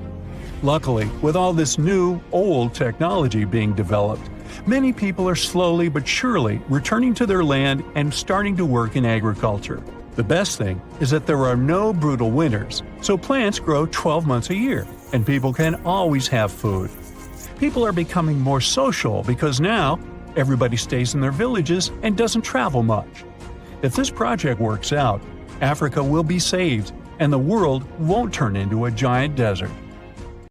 Hey, we landed on the moon. We sailed around the world. Romeo met Juliet. Hey, it's hard to imagine that there are creatures out there who saw it all happen. Immortal animals. Well, almost. Glass sponges are weird little creatures that sit in one place for thousands of years. From their favorite spot under the sea, they witnessed the first Europeans crossing over to the Americas. They can live up to 15,000 years. And what's even cooler is that they can control their aging process, speed it up or slow it down. They have a glass-like exoskeleton for protection. Lobsters can grow back a limb if they lose it, and they're basically immortal. They produce an unlimited number of enzymes that keeps their DNA young forever, and they just keep on growing. That means they outgrow their own shells. They have to shed their exoskeleton every now and then and upgrade to a bigger one. The largest lobster ever caught was 44 pounds off the coast of Nova Scotia. Scientists think this large lobster was around 100 years old. It was around when Edison invented the phonograph. This next creature is a mix between a jellyfish and a tree branch. Each end of the hydra has a ringed foot, and it spends its days chilling by lakes and rivers. Its tentacles grab onto tasty snacks that swim past it. So, what's the secret to its immortality? That's something everyone wants to know. The hydra has the ability to renew its stem cells. Scientists have been trying to do that for years. They can actually slow down their aging process. Now, these little sea creatures are red sea urchins. They sit on seaweed in shallow waters and are immortal. Well, we haven't been studying them long enough to know for sure.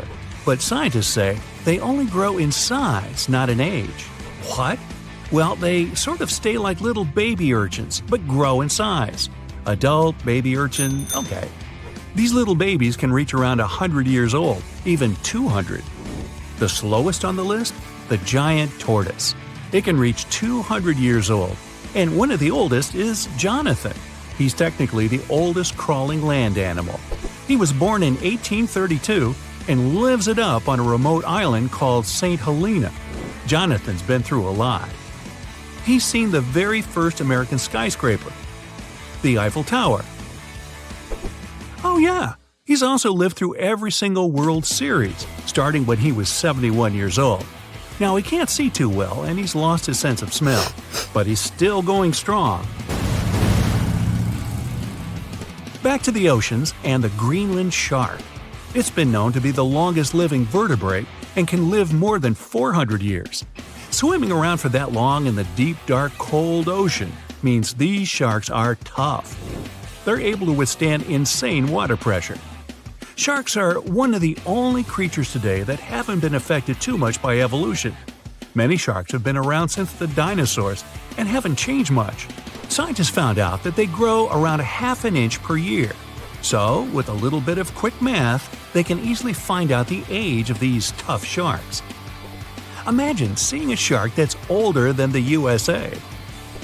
This next creature is probably the most durable, indestructible, and cutest on the list. It's called a tardigrade, but scientists nickname it water bear because I guess it looks like one. But it's not exactly bear size. It has 8 legs and hands with a strange little nose. And these bizarre microscopic creatures are indestructible. They're known to live in the most extreme places on the planet. They're fine with temperatures as high as 300 and as low as minus 330. Volcanoes, frozen desert nights, they can even handle radiation and massive amounts of pressure in the deepest parts of the ocean. They can even survive the vacuum in space. No tiny little spacesuit or anything. That would be cute enough. So far, they've survived 10 days on the outside of a spaceship, but they could probably do longer. Tardigrades might be able to outlive humans if there's some sort of worldwide catastrophe. Microscopic organisms in charge of the planet. Wonder what that would look like. Whether it's all the volcanoes erupting at once, or another ice age, or even another pesky asteroid. Tardigrades probably wouldn't even notice. Scientists are studying them to see if they can help us with some next-level biotech. Now, just for fun, here's the mayfly. This poor little insect doesn't even make it past 24 hours on average. Females and males can make it to a whopping 2 days old. Talk about living in the moment. These little flies grow in swarms and are known to have one of the shortest lifespans of any creature. But as a species, well, they've been around for hundreds of millions of years. Jellyfish have discovered the fountain of youth, and surprise, surprise, it's been inside them all along. Not inspirational poster style, but literally, it's always been inside them. Jellyfish are able to reverse their aging process whenever they want. Imagine you're swimming along and then you think to yourself, gee, I kinda want to be 8 again. And poof, there you are. Who wouldn't want to go back to being 8? That's how jellyfish stay young and live stress-free. These brainless and boneless creatures can turn the clock back anytime they want, as long as no one bothers them. They're super chill, just floating in whatever direction the current takes them. Like, go with the flow? This creature looks like something right out of a sci-fi movie, and you could say it has sort of alien features. The giant weta outweighs a mouse and is considered one of the biggest insects out there. You find these big bugs in New Zealand. While jellyfish can reverse their aging process, some members of the weta family can come back to life. Talk about superpowers. If they get completely frozen, they start to make special proteins that stop their organs from getting ruined. After whatever amount of time they're frozen, they can be thawed out and brought back to life, like nothing ever happened. In fact, the giant weta has ears on its knees in its front legs. And because it can resurrect, it's also called the zombie bug. Planaria are flatworms that are unique. Apart from being practically immortal, they're the ultimate regeneration machines for lost body parts. If you take one of them and divide its body into 10 parts, you'll end up with 10 new planaria. You keep dividing them up, they'll keep multiplying, even though they're usually less than an inch long. Imagine if we could figure out how to do that. Would that be a way for us to live forever? Or would we end up with a totally crazy world with copies of everyone walking around? How about the world's fastest relay team, 4 identical Usain Bolts? Now, clams have been around for a really long time. Scientists have discovered that they can live up to 400 years old. These little shelled creatures are the ones that create those shiny little pearls everyone loves. A clam will go into action mode when a parasite gets inside. The clam tries to cover the parasite with a bunch of special chemicals, the same ones it uses to make the inside of its shell. That's when the magic starts to happen. When these chemicals harden up, they make a shiny, glossy pearl. The more chemicals, the bigger the pearl. Now, this long, slippery-looking creature lives deep in the caves of Europe. Olm can live up to be 100 years old. It spends its days hunting for little insects, snails, and crabs with its tiny front arms and wriggling snake-like body. Its skin is so pale that some locals even call it the human fish. Hey, wait a minute. The olm is almost blind, but it can still detect light. It just mostly does it through its skin. Like other blind animals, it has a supercharged sense of hearing and smell. It gets its distinct look from those little red gills around its neck. A tsunami can travel unnoticed in the deep waters at the speed of 500 miles per hour, crossing an ocean in less than a day. When it approaches land, a tsunami will slow to about 20 miles an hour and begin to grow in height. Most of these waves are less than 10 feet high when they hit land, but they can reach more than 100 feet high, about 2 times as tall as the Hollywood sign. When a tsunami comes ashore, areas less than 25 feet above sea level and within a mile of the sea are in the greatest danger. But sometimes, tsunamis can go 10 miles inland. If you're by the coast and feel a strong earthquake, especially one that lasts for more than 20 seconds, that could be a major red flag that a tsunami is on the way. Keep an eye out for sudden changes in the sea level. If the water suddenly recedes way further back than usual, exposing normally submerged areas, that's a sign that a tsunami might be on its way. Plus, if you hear a roaring sound coming from the ocean, like a freight train or a jet engine, that's another ominous sign. And pay attention to any unusual animal behavior. Animals have been known to sense danger before humans did, so if you see birds or marine life acting strangely, it's time to take notice. If you receive an official tsunami warning from authorities, whether through sirens, radio, TV, or mobile alerts, don't ignore it. Take immediate action. If you're in a tsunami-prone zone and experience an earthquake, don't even wait for official warnings. As soon as it's safe to move after the shaking stops, head to the nearest elevated area promptly to ensure your safety. Practice evacuation routes before a real disaster. You might have to follow this route at night and in terrible weather. If you know it well, you'll need to do less thinking in an emergency, which can be life-saving. Talk about tsunamis with all your family members. Everyone should know what to do to minimize fear and win some precious time. Don't store your important papers and valuables in low-lying areas. Floodwaters can go really high during a tsunami, so put your documents in waterproof containers on higher ground. After an earthquake, bridges and roads often get damaged or become blocked. Not to get trapped in a car in a potentially hazardous location, walk or run towards safety. Never go down to the shore to watch for a tsunami. If you can see the wave, it means you're too close to outrun it. Most tsunami-prone areas have signs indicating evacuation routes. Look out for white and blue signs marked Tsunami Evacuation Route, or similar instructions to guide you inland and away from danger zones. In urgent situations where evacuation isn't possible, seek refuge on the 3rd floor or higher in a sturdy building. Even better, aim to reach the rooftop of the tallest and most robust structure nearby. It's better than being exposed. A tsunami is not a single wave, but a series of waves with massive amounts of water that can flood for hours. The first wave may not even be the largest. So, remain on high ground, away from the coast until you receive an all clear from the authorities.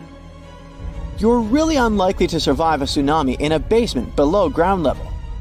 As it passes over, everything in its wake gets submerged temporarily until the water recedes back to the sea.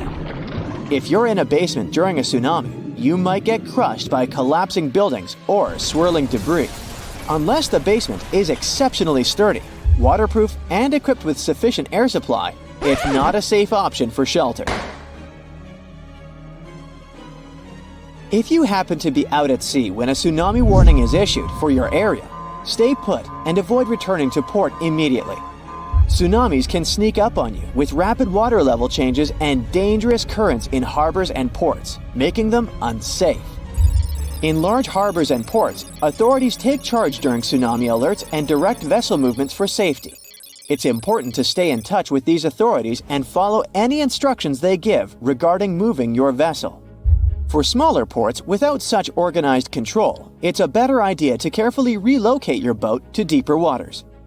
If you have a small boat, the best you can do is leave your vessel at the pier and seek higher ground yourself. If a tsunami gets you in the water, find something sturdy like a tree, a door, or a life raft. Grab onto it tightly while you get carried by the waves. Try your best not to swallow any of the water. Tsunamis can pick up chemicals and waste, which won't do you any good. People in life jackets have a higher chance of survival because they will remain on the surface of tsunami waves and can breathe normally.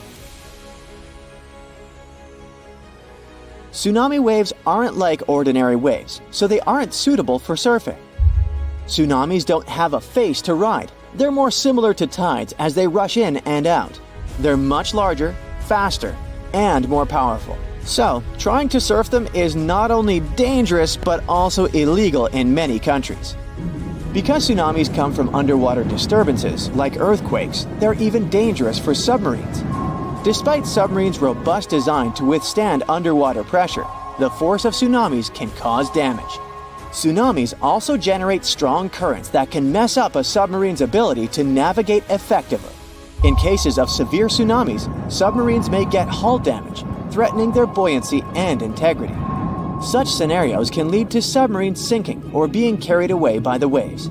That's why submarines operating in tsunami-prone areas must be extra careful and equipped to respond swiftly if this sea monster strikes. Scientists still can't predict tsunamis, but they can use their expertise in seismology and historical tsunami data to identify earthquakes likely to trigger tsunamis and issue warnings. They gather crucial data from seismic and water level networks worldwide, which enables them to swiftly assess earthquake characteristics such as magnitude, location, and depth. Utilizing this information, they determine whether an earthquake has the potential to generate a tsunami and decide on issuing tsunami advisories. For regions like the US and Canada, warning center scientists can typically issue preliminary messages within 5 minutes of an earthquake. These messages include alert levels, earthquake details, threat evaluations, anticipated wave arrival times, recommended actions, and potential impacts. On the 26th of December 2004, early in the morning, an enormous earthquake shook up the ocean floor near the Indonesian island of Sumatra. This seismic event unleashed a monstrous series of waves, tsunamis, that spread out across the Indian Ocean, reaching as far as East Africa over the next 7 hours. These waves were towering walls of water, some reaching a height of over 30 feet. When they slammed into the coastlines of countries like Indonesia, Sri Lanka, India, Maldives, and Thailand, the devastation was catastrophic. Over 200,000 people lost their lives in this most devastating tsunami on record. And it wasn't just the immediate impact. Long-term consequences hit hard too. Villages, resorts, farmlands, and fishing areas were destroyed or submerged in salt water along with debris. Japan is one of the most earthquake-prone countries in the world because it's located on top of 4 converging tectonic plates that constantly interact with each other. After a terrible tsunami in 2011, the country started a colossal project dubbed the Great Wall of Japan. With a jaw-dropping price tag of around $13 billion, this wall goes from the north to the south of the country. The goal is to safeguard coastal towns from future tsunamis, buying its people precious time to save themselves. Some locals worry that this towering structure will sever their deep-rooted ties with the sea.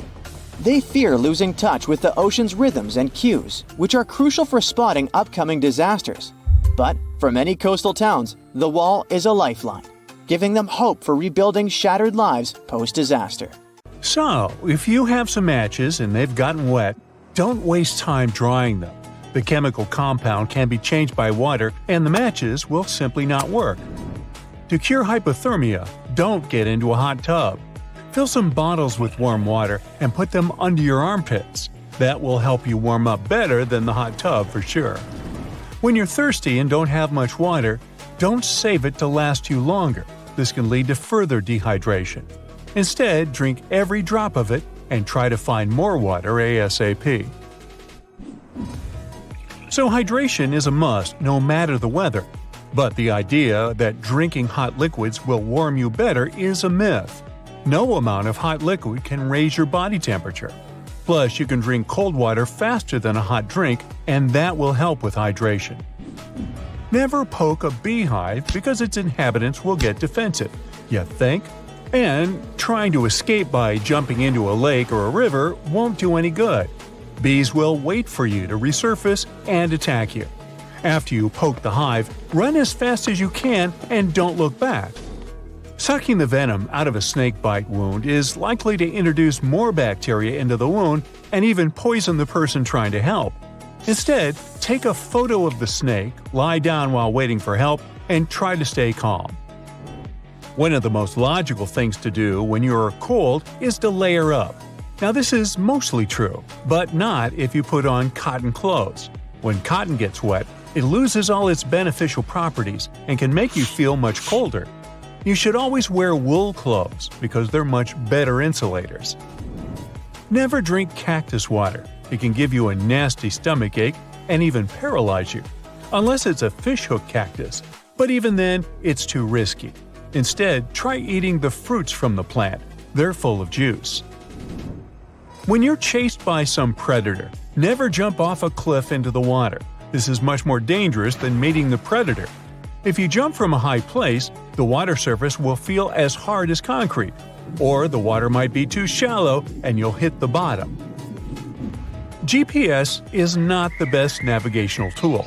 It's reliable and easy to use, but it can break down. So you should learn how to use a map and a compass. They won't let you down if you know how to use them correctly. A puddle of water might look bad and smell a bit, but water is water, right? Well, unfortunately, boiling it can eliminate the bacteria, but not the heavy metals it contains. Those can cause serious health problems. A better option is to find some stream water to boil. Consuming random berries in the forest is dangerous. First, you need to check if they smell okay. If they have a pear or almond smell, avoid them. Next, get one, rub it on your forearm, and wait for 15 minutes. If your skin starts to itch, don't eat those berries. If you bite on a berry and it has a bitter, tingly, or soapy taste, spit it out. Never suck on stones to get some water. It is believed that when you're doing it, your body produces more saliva and it hydrates you. This is not true. If you don't drink water, nothing will help. Even worse, you can choke on the stone. Eating raw meat and fish is really dangerous. Yeah, we eat sushi, but it's normally saltwater fish, which is mostly safe. In the wilderness, always cook meat and fish before eating it. Moss doesn't only grow on south-facing surfaces, it can grow anywhere, depending on the temperature, so never use it to navigate.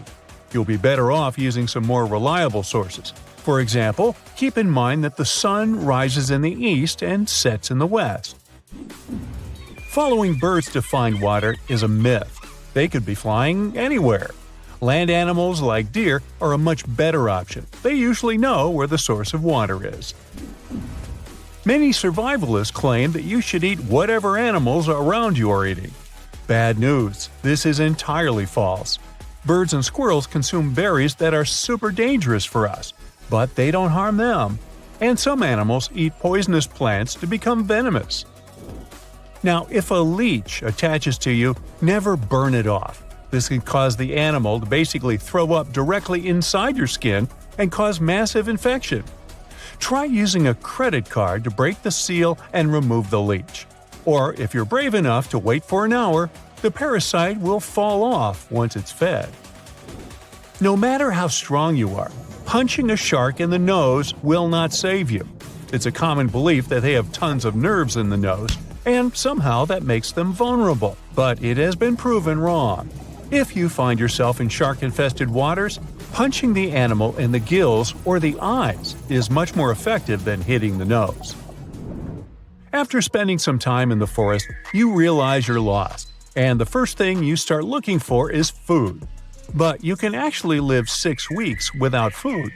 The first thing you must do is find water and shelter from the elements. Do this and worry about the food later. Don't play possum when you encounter a bear.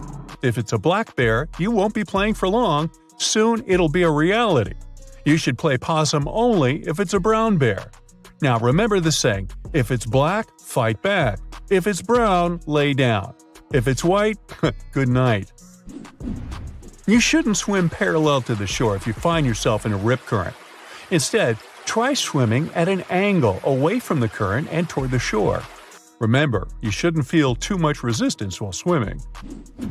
When you're lost, don't spend all your energy trying to make a fire. Try building a shelter first.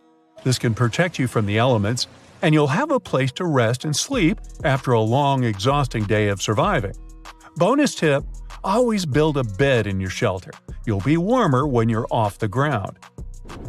Now, being stuck in the desert will for sure make you hot. But to avoid getting even hotter, don't take any clothes off. The fabric serves as insulation and keeps you cool, unless it's a thick wool sweater, of course. Most people living in hot climates wear white clothes covering their whole bodies to avoid getting overheated.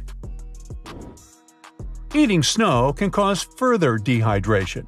Your body will use more energy to melt the snow and thus more liquid. Take your time and melt the snow first, and then you can drink the water. Also, make sure you're only melting pure white snow. Discoloration means it contains something else besides water, especially if the snow is, yellow.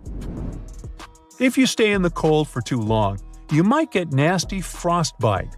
If you recognize the symptoms, never rub your hands together. It can damage your skin even more.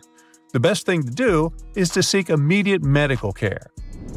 So, you see a cave, and the first thing you do is start a fire. Cave people did that all the time, so it must be okay, right? Wrong. The buildup of smoke can be very harmful. Instead, try covering yourself with some plant leaves to warm up. Getting stung by a jellyfish hurts a lot, and taking a leak on a jellyfish sting will not help you. It'll make the situation much worse. Wash the area with salt water and ask for medical assistance. It'll save you from an uncomfortable situation. Trust me on this. It was the largest fish our Earth had ever seen, and its bite was strong enough to crush a car. The largest of its teeth found was the length of a remote control. It consumed about 2,500 pounds of food a day. That's like 3,300 cans of tuna for you. The earliest Megalodon fossils are from about 20 million years ago. But you won't see its skeleton, and that's because the mighty Meg had no bones.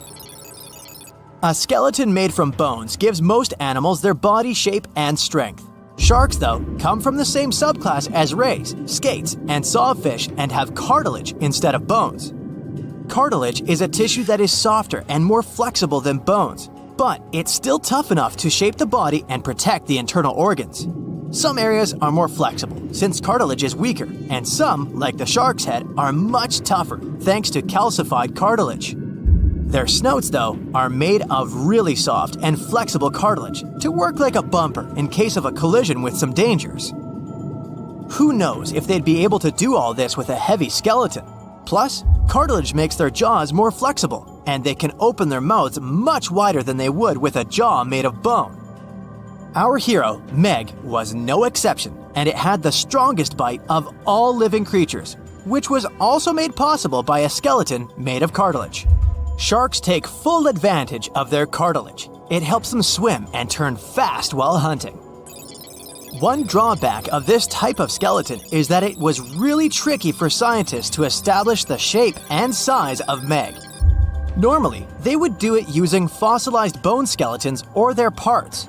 With Meg, they had to guess based on the teeth they found and comparisons with living relatives. A more recent 3D computer model was based partially on scans of a preserved spine discovered in the 1860s. The model showed that Meg was bigger, faster, and even hungrier than scientists had previously thought.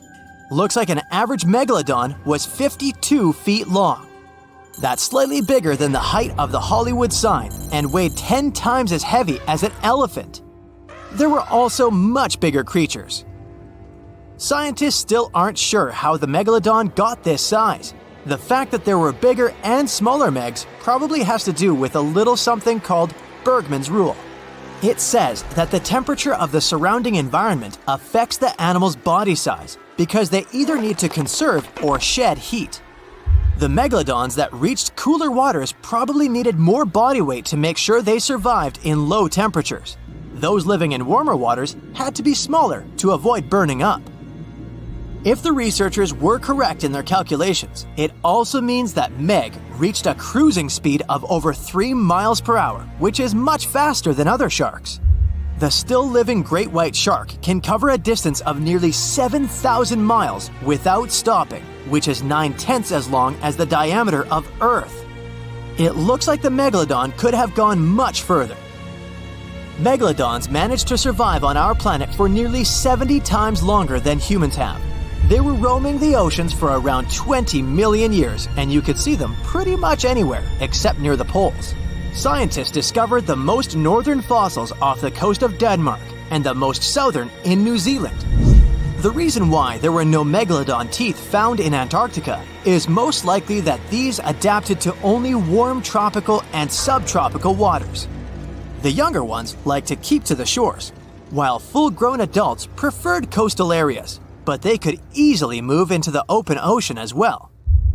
When our planet went through a period of global cooling and drying, and the seas began to freeze around 3.6 million years ago, there was less and less room for Meg to thrive.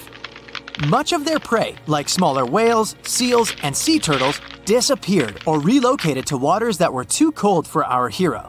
And at the same time, the number of its natural competitors, like smaller predatory sharks, like the great white shark, and whales, increased. This shifting food chain dynamics could have been even more dangerous for the Meg than the cold ocean water. You're used to seeing them on the big screen as heartless monsters, but these huge sharks were actually loving and caring family guys. Scientists discovered several megalodon nursery areas in Florida, Maryland, Panama, and off the coast of Spain.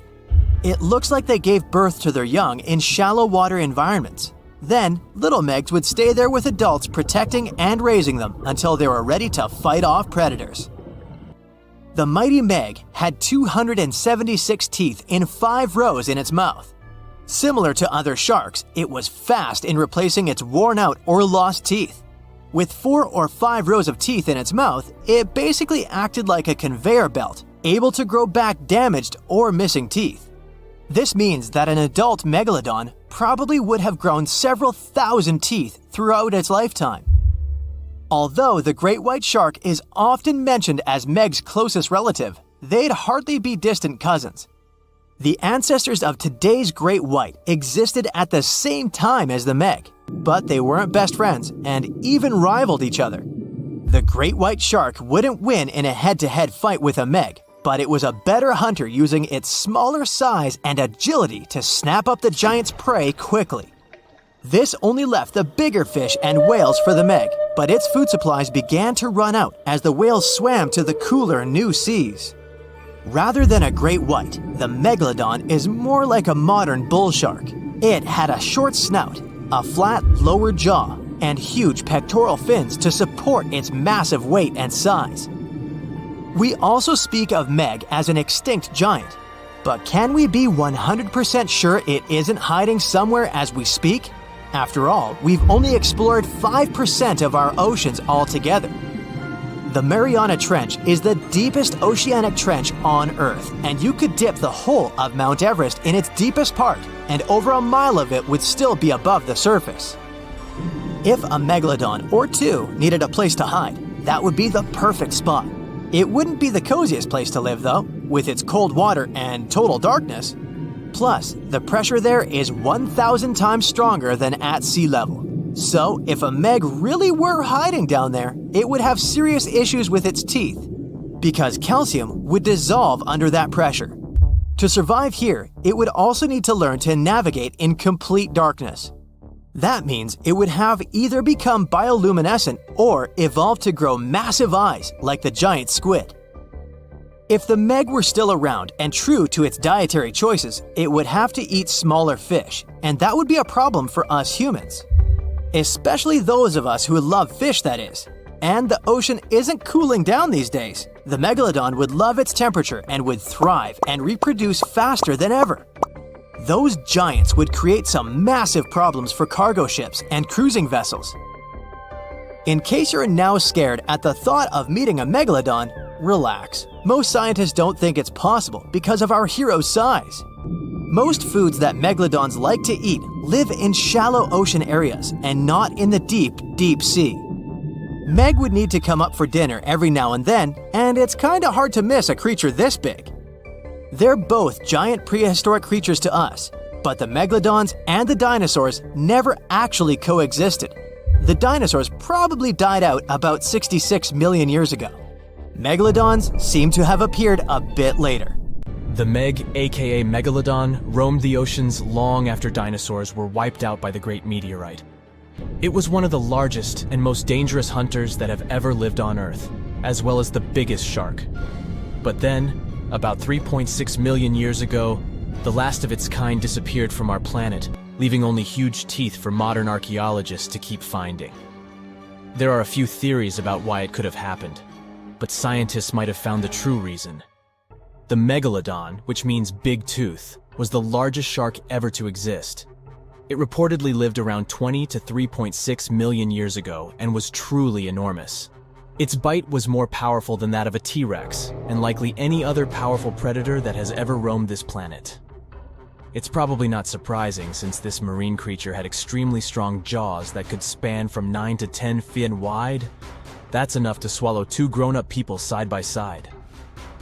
The jaws were also lined with 276 teeth, and they reached 7 inches in length. That's as long as a small hedgehog.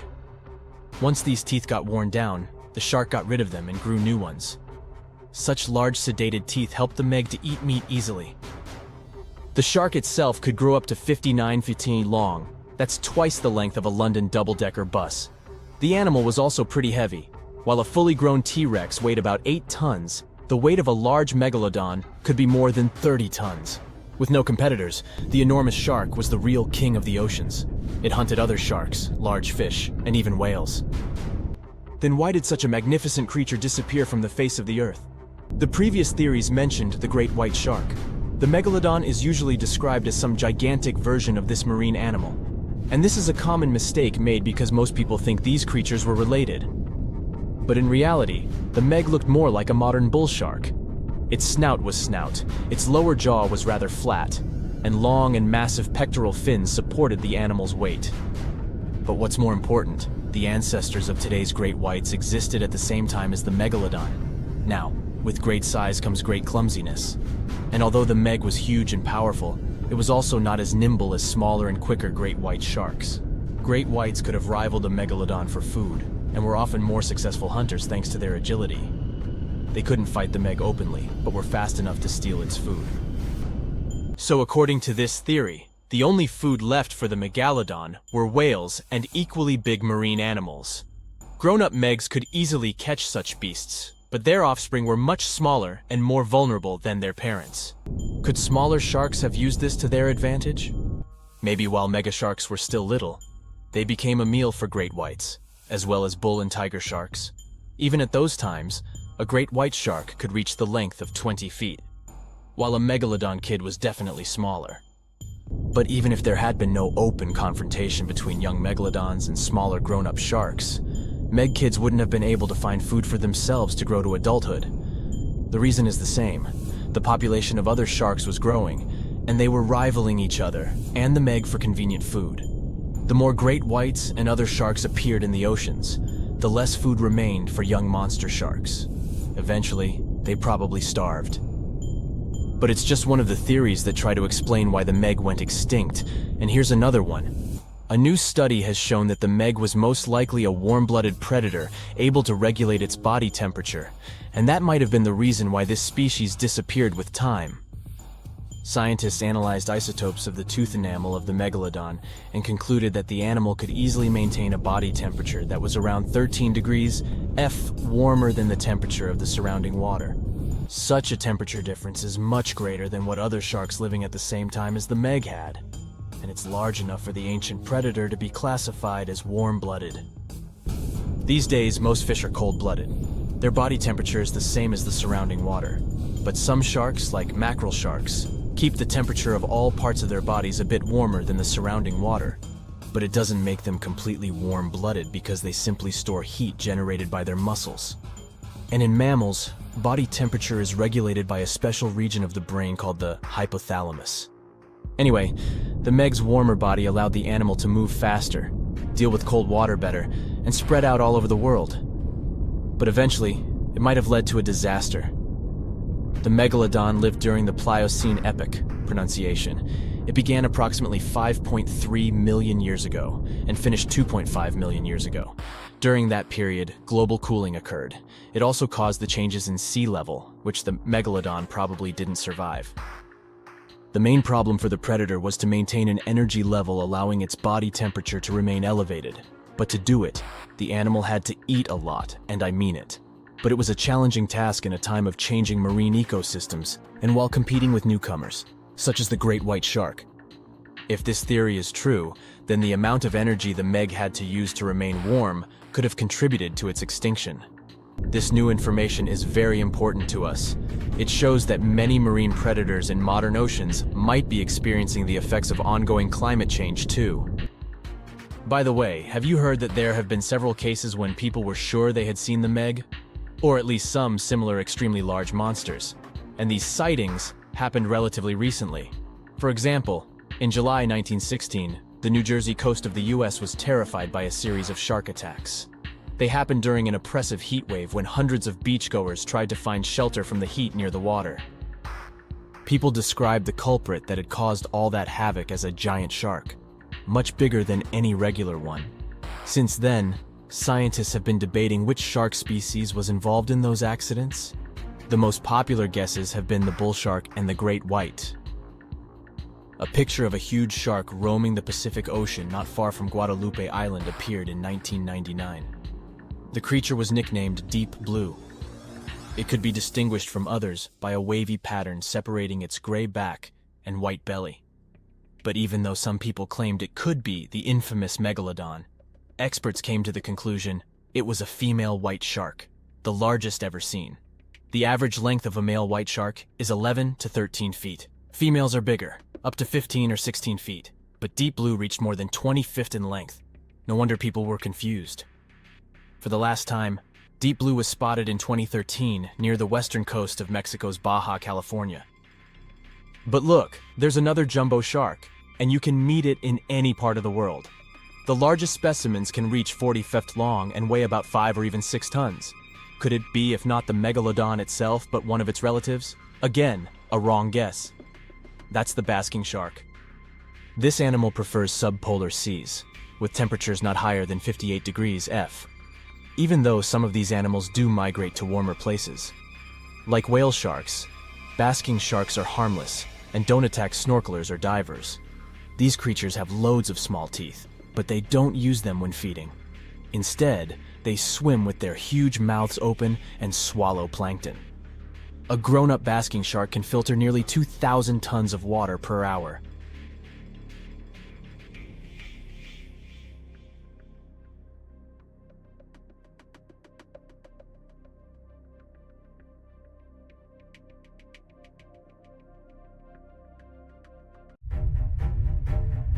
There is a powerful force hiding underground where tectonic plates meet, and one forces another under it.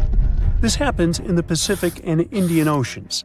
Strain builds over centuries. The tension is unbearable until the megathrust awakens. The Earth shakes with a magnitude that can exceed 9 points, more powerful than any other earthquake.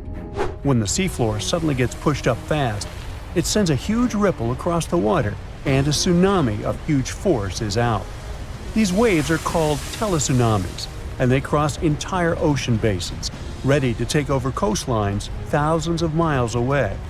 The thrust fault stretches over 600 miles.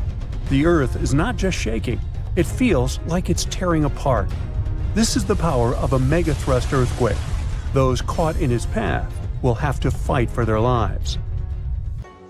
Japanese authorities recently had to issue their first ever megaquake advisory. It happened because of a strong tremor on the edge of the Nankai Trough ocean floor zone. In the end, most of the warnings were lifted, and there wasn't much damage from the 7.1 magnitude earthquake. Parts of southwestern Japan started to shake, and the superfast trains in Japan slowed down to stay safe, which made travel slower for everyone. But everyone is staying alert as they know about the risk of a megathrust earthquake that could happen within the next few decades in the Nankai Trough. The tectonic plate under the Philippine Sea is slowly sliding underneath the land where Japan is, moving just a few inches every year. The last big earthquakes from this area happened in 1944 and 1946, both with a magnitude of 8.1. These quakes have caused a lot of destruction in the country. The next megathrust earthquake in the region, if it does happen, could be between a magnitude 8 and 9. Scientists still can't agree on how likely this mega earthquake is to happen, but it could be up to 80% certainty. On the other side of the Pacific, scientists from the U.S. Geological Survey have studied a dangerous area along the U.S. West Coast. It's called the Cascadia Subduction Zone, and it stretches from northern California to northern Vancouver Island in Canada. Over the past 14,200 years, there have likely been at least 30 big earthquakes in this region. One major quake happens every 500 years on average. But for a long time now, Cascadia has been quiet, and it worries scientists. They think this might be because the area is locked, meaning the tectonic plates are stuck together and building up a lot of pressure. Eventually, the part of the seafloor could suddenly break and move by several feet. The shaking would be just 5 minutes, but it would create a powerful tsunami as the seafloor shifts that would last for 10 hours. If it happens, it's going to be the worst natural disaster in the country's history, according to experts. The ground on some inland hills could turn into something like quicksand. This would cause the hillsides to slide and crumble, taking down roads and bridges. Around 620,000 buildings could be badly damaged or even collapse, including about 100 hospitals and 2,000 schools. People in Washington state might have to take care of themselves without help for 2 weeks, finding food, water, and shelter on their own. Scientists are studying slow slip events, where the tectonic plates move very slowly over weeks or months, releasing some energy but not enough to stop a big one. Every time the magnitude of an earthquake goes up by just one number, the energy it releases is 40 times bigger. So we'd need about 1 million small earthquakes every day for 500 years straight to release the same energy as one huge magnitude 9 earthquake. But these small earthquakes might be clues that a bigger earthquake is coming. To better monitor the Cascadia Fault, experts are mapping the fault more accurately and adding better monitoring tools offshore. Scientists receive over $10 million to install seismic sensors and seafloor pressure gauges on a fiber optic cable off the coast of Oregon. The goal is to be ready to warn people and potentially save lives when a big earthquake strikes. A sharp megathrust earthquake happened in this part of the world in 1964. It went down in history as the Great Alaska Earthquake and had a magnitude of 9.2. It lasted for more than 4 minutes, making it the most powerful earthquake in the history of the U.S. and North America. The ground shook so hard that it caused huge cracks and landslides. In Anchorage, many houses, buildings, and roads were destroyed because they weren't built to handle such a big earthquake. In some places, the land was permanently changed. For example, the coastline near Kodiak and Hinchinbrook Island was lifted by 30 feet. In other areas, like Gerwood and Portage, the ground sank by 8 feet. They had to rebuild roads higher so they wouldn't be flooded by the tide. A huge 27-foot tsunami wiped out the entire village of Chiniga. Many coastal towns were heavily damaged, not just by the earthquake, but also by tsunamis and the fires that followed. After the main earthquake, there were thousands of smaller aftershocks for months. A moderate earthquake of magnitude 4.4 shook Los Angeles in August 2024. Once it was over, the LA Fire Department checked around the city and didn't find any major damage or anyone hurt. In the nearby city of Pasadena, which is close to the earthquake's epicenter, a water pipe burst inside City Hall and everyone had to leave the building. Thankfully, there was no danger of a tsunami. The best we can do to avoid panic in such situations is to be prepared. Japan is one of the places on Earth where earthquakes happen the most because it sits on the edges of 4 tectonic plates. Around 1,500 of these earthquakes each year are noticeable. Because of this, the people in Japan have learned to live with earthquakes. The 1950 law set a rule that buildings should be able to handle earthquakes up to a magnitude 7 without falling apart. An update 30 years later said that buildings should only have minor damage in such earthquakes and still work as usual. But if an earthquake is even stronger, the law says the building's main job is to not collapse and save people's lives. At the most basic level, buildings are made stronger with thicker beams, pillars, and walls so they can handle shaking better. Another technique is placing special pads made from materials like rubber at the base of a building. Some buildings are even built on thick layers of padding that separate them from the ground completely, which helps protect them during an earthquake. A skyscraper might sway back and forth a lot, moving up to 5 feet. To stop it from getting damaged, engineers can add something called dampers every second floor all the way to the top. These dampers are like giant bicycle pumps, but instead of air, they're filled with liquid. When the building shakes, the dampers push against the liquid inside them. Even though the liquid doesn't squish very much, it can still absorb some of the shaking.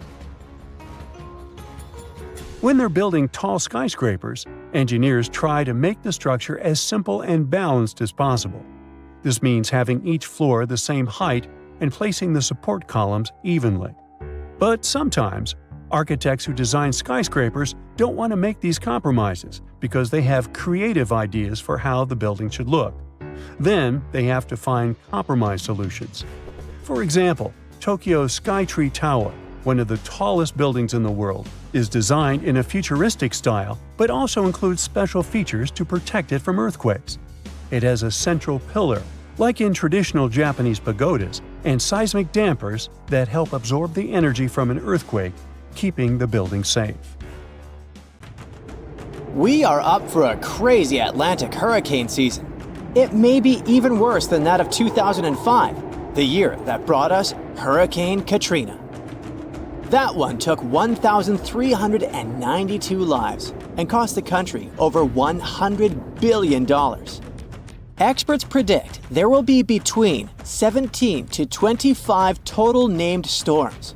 Some of these storms are about to become hurricanes, with winds reaching over 100 miles per hour or higher. We're already seeing storms sweep across the country, bringing dangers like tornadoes, flooding, and hail. You gotta thank the El Niño Southern Oscillation, or ENSO, for this. This complicated term has to do with El Niño and La Niña, the two giant forces that basically shape our world. Normally, winds in the Pacific Ocean blow west along the equator, moving warm water from South America towards Asia. This warm water is replaced by cold water rising from the depths of the Pacific. But during El Niño and La Niña, this usual pattern is messed up. El Niño is the warm phase of the ENSO cycle. During El Niño, the equatorial winds weaken, causing warm water to shift back towards the west coast of the Americas. This means less cold water rises to the surface. The weather in northern parts of the US and Canada become drier and warmer because of it. But there are wetter conditions in southern states. In the Atlantic, El Niño weakens hurricane seasons, and it ramps up hurricane activity in the central and eastern Pacific. In Africa, it brings more rain to East Africa but less to Southern Africa, West Africa, and parts of the Sahara. La Niña is the cold phase of the ENSO cycle. During this phase, the westward winds along the equator in the Pacific are stronger than usual, and they push more warm water towards Asia. And because of it, colder, nutrient-rich water rises to the surface along the Americas' west coast. These colder Pacific waters push the jet stream northward, giving us drier weather in the southern US but wetter and colder conditions in the Pacific Northwest and Canada. La Niña also brings warmer winters to the southern U.S. and cooler than normal temperatures to the north. La Niña usually calms hurricane activity in the Pacific, but intensifies it in the Atlantic. In 2023, El Niño was in charge, and it took most storms up before they got to the U.S. But this year, we've switched to La Niña, and this lady brings us colder water in the Pacific and a pattern that lets storms move a little farther west and reach the Caribbean. And when they get there, they can easily move into the Gulf and affect Florida and other states. The upcoming intense Atlantic hurricane season also has to do with a strong monsoon season in West Africa. It creates moisture and waves off Africa's coast and can travel along the Atlantic and spur hurricanes. The Atlantic hurricane season runs from the 1st of June to the 30th of November, and most activity happens between mid-August and mid-October. Since the 1950s, tropical cyclones have been given names to make it easier for meteorologists to inform the public about them. You're more likely to remember that Leslie is coming than Hurricane X34D is on the way, right? So there are 20 names on the alphabetical list this year, from Alberto to Beryl to Valerie and William. Let's hope it won't get as terrible as the Galveston hurricane. The most fatal natural disaster in U.S. history hit Texas in the year 1900. A Category 4 hurricane smashed into Galveston, demolishing over 3,600 buildings with winds over 135 miles per hour. It took the lives of between 6,000 and 12,000 people. One of the reasons it became so fatal was poor communication policy. Days before the disaster, it was clear to a professional weather forecaster that the storm was moving west.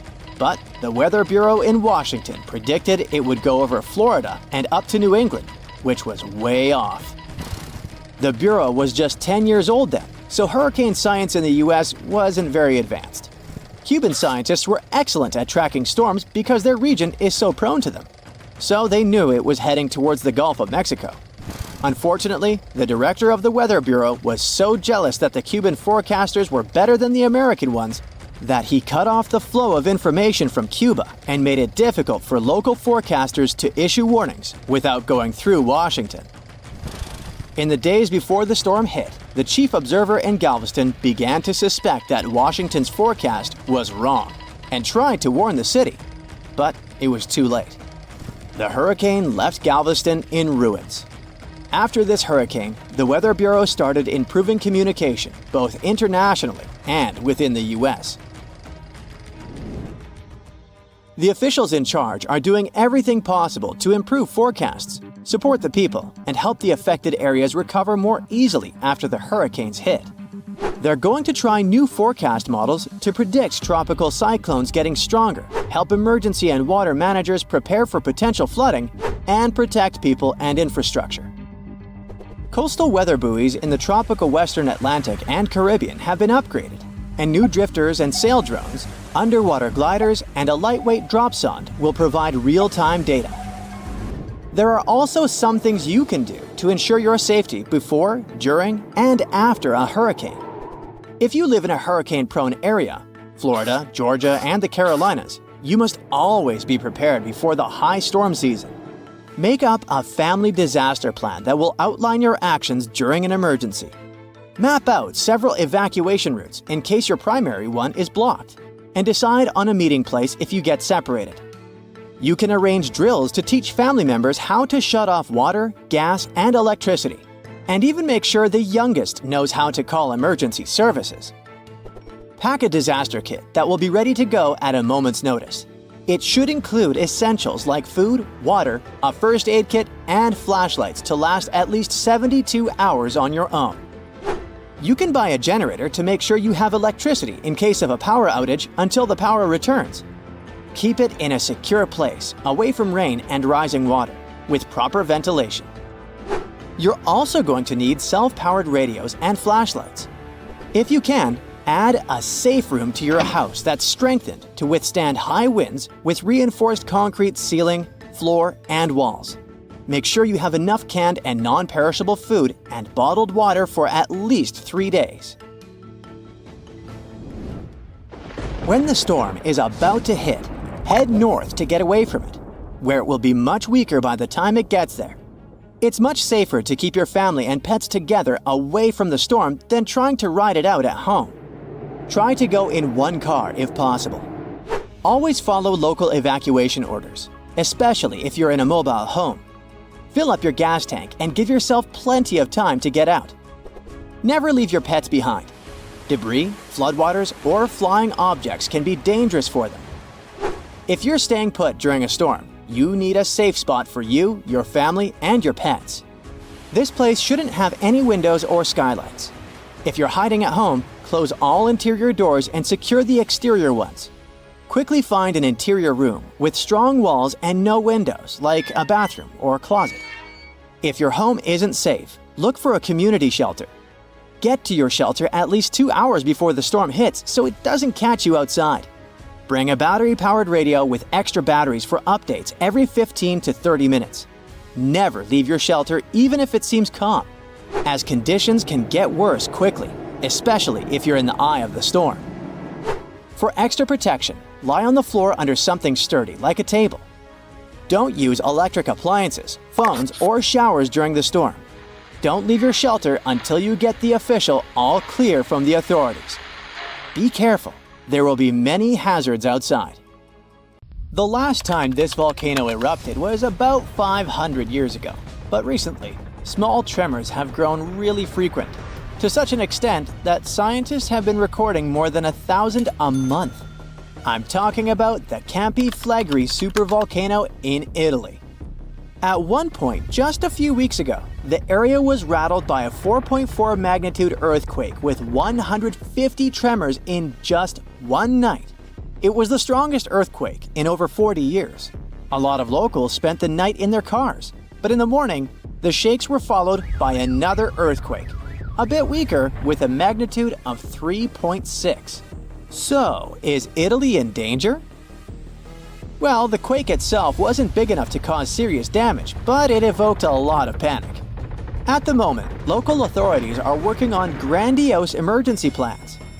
If worse comes to worse, they'll have to evacuate hundreds of thousands of people. One of the reasons is the proximity of this area to Naples with more than 3 million inhabitants. At the moment, they're even considering an option of paying people to leave their homes. Right now, schools remain closed in the Campi Flegrei area. The authorities are allocating more than 500 million euros to ensure the safety of buildings and constructions in the area. A yellow alert is still in place in the region where 80,000 people live. There's the so-called red zone, which is the most dangerous area. There are 1,250 houses in this red zone, and all of them will be at high seismic risk if an eruption begins. Plus, more than twice as many will be at medium risk.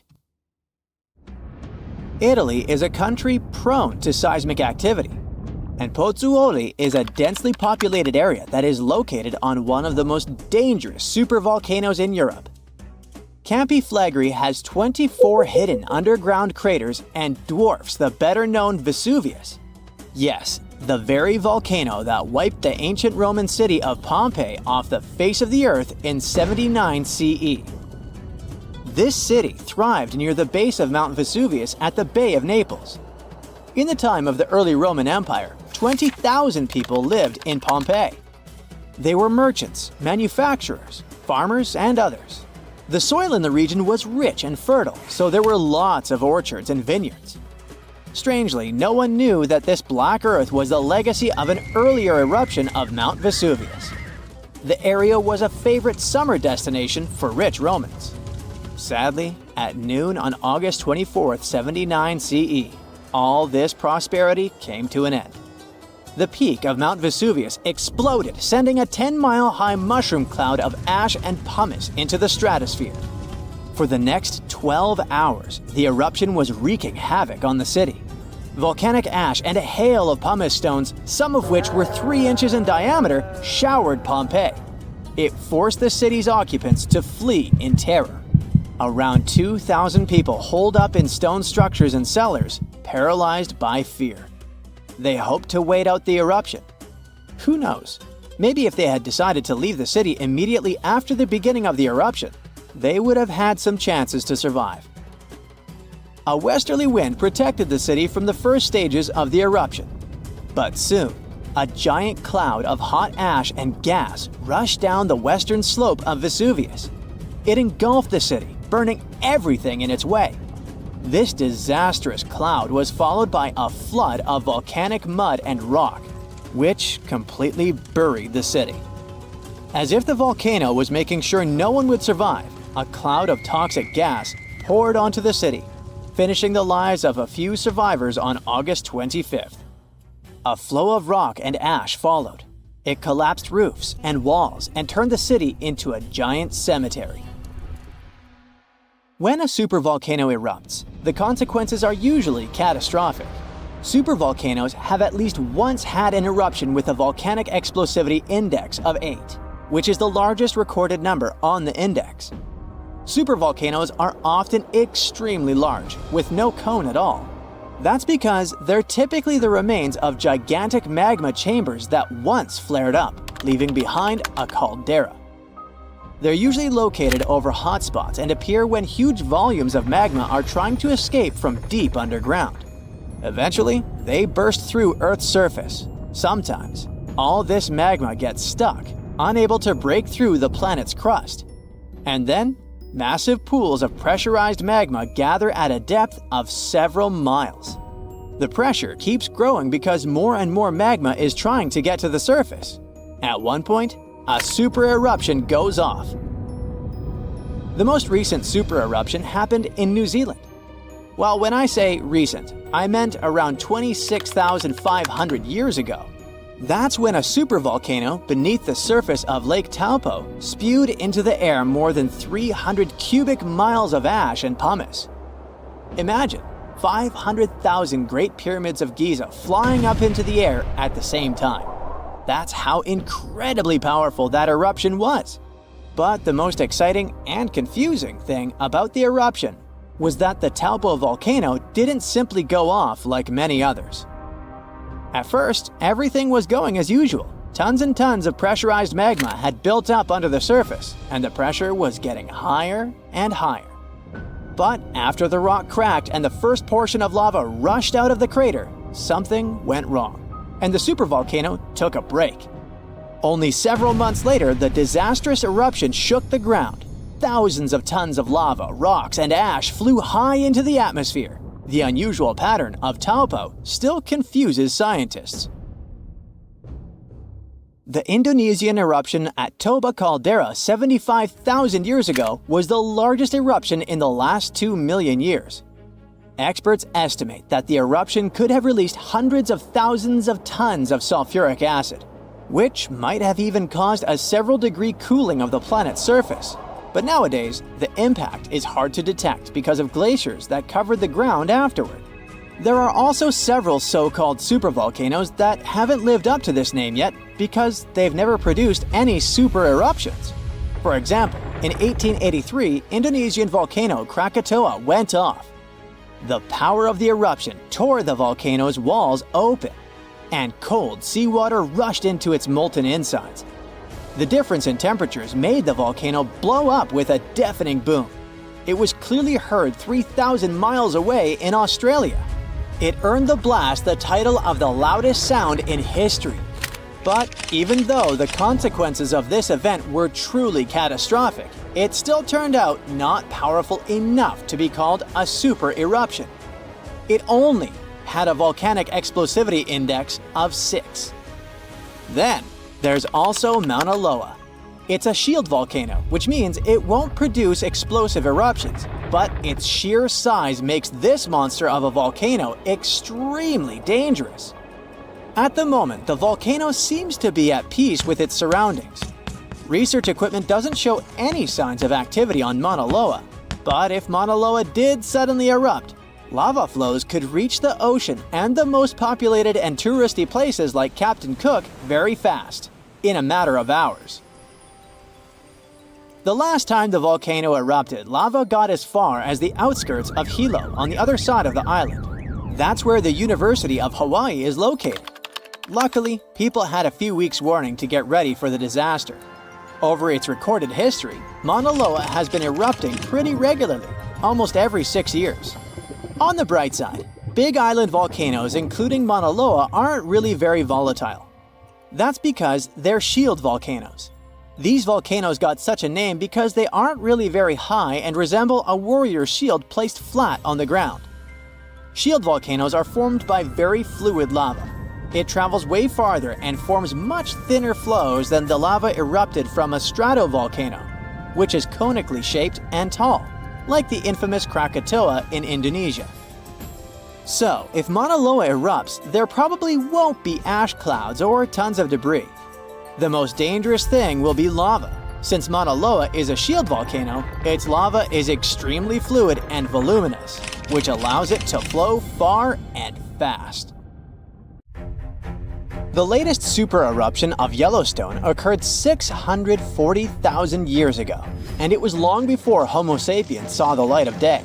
But we were around during another, no less devastating natural disaster. This super eruption took place on the island of Sumatra around 74,000 years ago. That's when an erupting supervolcano wreaked havoc on huge territories, sending up plumes of debris and ash that spread for thousands of miles and caused temperatures on the planet to plummet. The effects of this super eruption were visible as far away as southern Africa. Experts believe they could have impacted early humans there. By the time the volcano erupted, our ancestors had already been using stone tools and had likely known how to produce yarn. And some specialists even think that the Toba super eruption was so powerful it could push our ancestors to the brink of extinction. They claim that Toba might be the largest volcanic eruption to occur on Earth within the last 2 million years. The eruption disgorged so much pyroclastic rock, it would be enough to cover the entire United States to the depth of a one-story house. About a third of that deposit piled up on northern Sumatra, while a lot more ended up beneath the floor of the Indian Ocean. The super eruption left an elliptical crater lake around 60 miles long. The caldera is so large it's hard to feel that you're indeed in a volcano. Pumice deposits from the eruption remain in the canyon walls and go deep below the ground. There aren't many arguments about the amount of pumice and ash involved in this disaster. At the same time, experts aren't sure how much sulfur ended up in the atmosphere. Even some sulfur layers in the polar ice could be potential candidates, but so far, scientists haven't found any connection between them and Toba. But let's get back to the dramatic impact the super eruption had on early humans. It turns out some not only survived but even thrived after this natural catastrophe, at least judging by the artifacts they made during and after the eruption. The disaster might not have posed a serious threat to those of our ancestors who took refuge along the coast. Genetic evidence hints that modern humans descend from a few thousand people that ventured out of Africa around 60,000 years ago. Why just a few thousand? According to some experts, the rest of our ancestors could have been devastated by the Toba eruption. After all, the supervolcano spewed out 1,000 cubic miles of dust and rock in a flash, leaving a scar in the ground that was dozens of miles wide. All that dust and sulfur Toba sent into the atmosphere potentially cooled the surface of our planet, which led to the appearance of glaciers and the lowering of Earth's sea levels. And since Toba might have had an important role in shaping humankind, scientists have been working hard trying to understand precisely how early humans reacted to this disaster. In 2011, several researchers found an enigmatic soil sample in South Africa's Pinnacle Point, an archaeological site overlooking the Indian Ocean. This sample contained some volcanic ash. After examining the layer, they found more than 400,000 artifacts left by early humans. Those ranged from heat-treated stone tools to signs of fire and animal bones. Based on this finding, the team suggested that early humans on the South African coast thrived after the eruption, living in that area for thousands of years and improving their tools. The region might have served as a refuge during and after the Toba eruption. A 2009 study suggested that the eruption could have lowered global temperatures by 14 degrees Fahrenheit. It would have made survival tough elsewhere in Africa. If there had been a volcanic winter, it wouldn't have been as cold along the coastline. On the other hand, newer studies claim that Toba spewed out so much sulfur into the atmosphere that the resulting aerosols could have stuck together, which would have limited their cooling effect in the long term. In other words, right after the eruption, temperatures would have plummeted, but only in some regions. And after 3 years or so, the effects of the eruptions would have calmed down altogether, becoming not dangerous to humans. Well, apparently, more research is needed. Meanwhile, let's figure out if we should watch out for any volcanoes these days. Last year, thousands of small earthquakes shook the ground near Iceland's Svartsengi geothermal power plant. Magma rose to the surface there, and now it has opened wide fractures slicing through the small town of Grindavik. The ground there is still swelling, and an eruption might happen with little notice. But of course, that's not all. Over the planet, 45 other volcanoes keep rumbling. For example, Italy's Vesuvius, that infamous thing that finished the city of Pompeii in 79 CE. Over the last 17,000 years, the volcano has experienced 8 explosive eruptions, followed by powerful pyroclastic flows, dense masses of super hot ash, lava fragments, and gases flowing at high speeds. The volcano's last eruption happened in 1944. Mount Rainier is one of the most dangerous volcanoes in the USA. Its high elevation, chemical composition, and proximity to Washington's Seattle and Tacoma suburbs, and the volcano's ability to produce massive pyroclastic flows make Mount Rainier a threat to consider. The heat from this volcano could potentially melt the ice and snow covering it, leading to rapid downstream flows of debris, mud, and rocks. The Novarupta volcano in Alaska's Katmai National Park and Reserve formed in a 1912 eruption, which was the world's largest in the 20th century. The volcano sent almost 7 cubic miles of ash and debris into the air. It also produced such a powerful ash flow that it created the Valley of 10,000 Smokes. Mount Pinatubo is located in a populated region in the Philippines.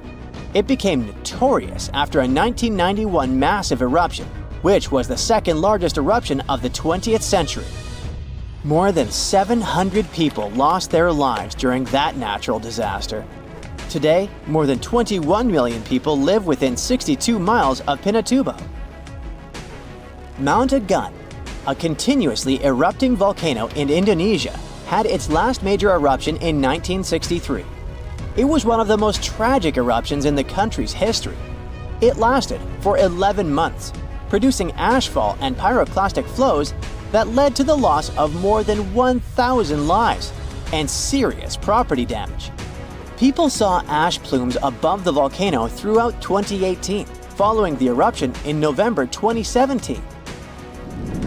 Japan's Mount Fuji hasn't erupted since 1707. That year, a massive earthquake likely set it off.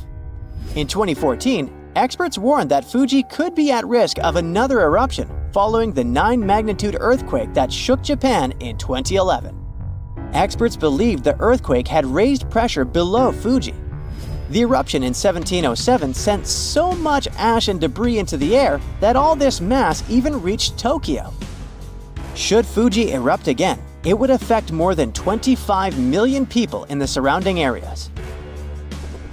The eruption of Washington's Mount St. Helens in 1980 was one of the most destructive volcanic events in U.S. history. 57 people, as well as thousands of animals, lost their lives during that natural disaster. The eruption also destroyed around 200 square miles of forest. Experts think that Mount St. Helens' history of massive eruptions means that future catastrophes are bound to happen. The next explosive eruption might send large amounts of ash all over the Pacific Northwest. No wonder the volcano is under close monitoring. One of Indonesia's most active volcanoes, Mount Merapi, has been erupting for centuries. NASA claims that the biggest risk of this volcano is pyroclastic flows, which can spread over vast areas and harm loads of people. For the last time, Merapi erupted in January 2024, sending plumes of smoke into the air. These days, more than 24 million people live in the area surrounding this volcano. If you think you're safe from violent tornadoes because you aren't living in the tornado alley, you could be dangerously wrong. It's shifting to the east. It looks like we're about to see fewer single tornado days and more days with multiple powerful tornadoes. And because they're shifting into more populated areas, they could take more lives and ruin more homes. There isn't enough time to build infrastructure to protect everyone from this fast-moving danger. So the least you can do to save yourself is learn as much as you can about it. About 1,200 tornadoes hit the US every year. You gotta thank the unique geography that sets up the perfect conditions for it, especially in spring and summer. Winds from the Pacific drop moisture over the Rockies and become dry and cool as they move east. They collide with warm, humid air streams from the Gulf of Mexico over the flat terrain. And that's how unstable air and wind shear, which are the perfect conditions for tornadoes, are born. Historically, tornadoes were most common in Tornado Alley. This term was first used in the 1950s by two meteorologists as the title for their research project to study extreme weather in Texas and Oklahoma. Northeastern Texas and south-central Oklahoma are precisely the areas we think of when we talk about Tornado Alley. But in the past 10 years or so, it has shifted eastward by up to 500 miles. Now, eastern Missouri, Arkansas, western Tennessee, Kentucky, northern Mississippi, and Alabama see more tornadoes. The storms of early 2023 are great proof that this trend is real. A violent tornado hit Rolling Fork, Mississippi, and another outbreak caused huge damage in the new Tornado Alley. Data from the past 2 years shows that large tornado outbreaks with multiple twisters from a single weather system are also moving eastward and becoming more frequent and intense. The Tornado Alley is shifting eastward mainly because of supercells. Those strong thunderstorms with rotating updrafts create new tornadoes. Supercells form when warm, humid air near the ground interacts with cool, dry air higher up. You can say that we're living in the middle of a natural experiment. We see changes in the basic ingredients for severe storms. But we don't know how significant these changes are. Experts predict that supercell storms will become more frequent in the late winter and early spring and less common in the late summer and fall. The air in recent years is getting warmer and moister, and the interactions between air masses more and more common. Experts explain that the atmosphere is becoming more unstable and the Gulf of Mexico sends more water vapor into the southeastern US. All these factors fuel the storms. Research also shows that the so-called dry line, which divides the wetter eastern US from the drier western US, is shifting eastward too. This line has traditionally fallen along the 100th meridian, but has moved about 140 miles east since the late 1800s. This shift can affect where storms form, as the dry line works as a boundary for convection, where warm air rises and cold air sinks, fueling storms. Milder winters we've seen recently also mean more opportunities for unstable air masses to interact and form supercells earlier in the year. It's tricky to predict how the situation will change and how dangerous it is, because we don't have that much data on how weather patterns affect such short-lived events as tornadoes. The U.S. National Weather Service only began keeping tornado records in 1950, and they didn't catch many tornadoes in remote areas. Data shows that the number of days with tornadoes each year has decreased, but there's more tornado activity on those days when they do occur. The records also show that some years, tornadoes take the lives of up to 20 people across the U.S., and in other years, they take over 100 lives. But now, there are more people living in the paths of tornadoes because the U.S. population has more than doubled since 1950. And the Southeast, where tornado activity could go up, has way more residents now. Texas and Oklahoma are well prepared with tornado shelters. But areas in the southeast are less equipped. Plus, there are many mobile homes in the southeast which are vulnerable to windstorms. Tornadoes in this region often strike at night, and they are 2.5 times more likely to cause fatalities. We could possibly have more events like the 2008 Super Tuesday tornado outbreak. It hit the southern US and lower Ohio Valley, and over just 15 hours, 87 tornadoes rushed through the area and caused massive trouble. 57 people lost their lives across 4 states and 18 counties, and many others were injured. The tornadoes were fueled by strong low-pressure systems that brought record warmth. There were supercells and rotating winds that produced these violent tornadoes. Early on February 5th, a squall line developed from eastern Texas to Missouri and moved east. One of the most intense tornadoes traveled 122 miles over 2 hours. By the early morning of February 6th, the severe weather threat shifted to the eastern U.S. It caused wind damage as the cold moved out to the Atlantic, with snow and freezing rain from Iowa to Quebec. It ruined many homes and even swept some of them from their foundation, made mobile homes fly, blew many vehicles and tractor trailers off Interstate 40, and threw some cars on trees. There were wind gusts over 50 miles an hour from Arkansas to Indiana, hail the size of softballs, toppled trees, and power outages everywhere. Some areas were flooded because of heavy rains and melting snow. All this led to over 1,000 flight cancellations at Chicago's O'Hare and disruptions at Toronto's airport. The data from scientists can help new areas of the U.S. prepare for more tornadoes coming their way. The people in authority will also need to improve community shelters and warning systems and educate the locals on tornado safety. You can also get prepared by learning 3 basic rules: get in, get down, and cover up. When you hear the warning for an upcoming tornado, get into the most interior room in your house and stay away from doors and windows. If you have a basement or an underground tornado shelter, hide there. If not, just be on the lowest floor possible. You can use whatever's at hand to protect yourself from debris. Clothing, pillows, blankets, a mattress, or a bulky table. Anything will do. There's a tip that says that the bathroom is the safest place to hide. It makes sense because those are mostly right in the center of homes. In March 2023, a man and his girlfriend in Rolling Fork, Mississippi survived a tornado in their bathtub. It got thrown into the air but landed safely amid the wreckage of their mobile home. But there's actually nothing extra safe about being in a bathtub with a mattress. Closets and walk-in showers that are deep inside the building can also offer good protection. Don't use elevators. You can get trapped inside if there's a power outage. Stay in your shelter until you're sure the tornado threat is over. If you can, listen for updates from the National Weather Service, local radio, or TV. Multiple tornadoes can hit the same area, so it might not be safe to leave even after one has passed. When you do leave your shelter, be very careful. There could be flooding, debris, collapsing buildings, and blocked roads. Stay away from fallen power lines and puddles with wires in them, and don't use matches or lighters in case of gas leaks. Stay away from damaged buildings as they could collapse at any time. Being in a car during a tornado isn't much safer than being out in the open or in a parking lot. Many people get injured trying to drive away from storms. Tornadoes can produce hailstones the size of softballs and can easily smash a windshield. If you find yourself outside when a tornado hits, try to get inside any building you can find. If that's not possible, get as low as you can. Even a ditch or culvert can be safer than your vehicle.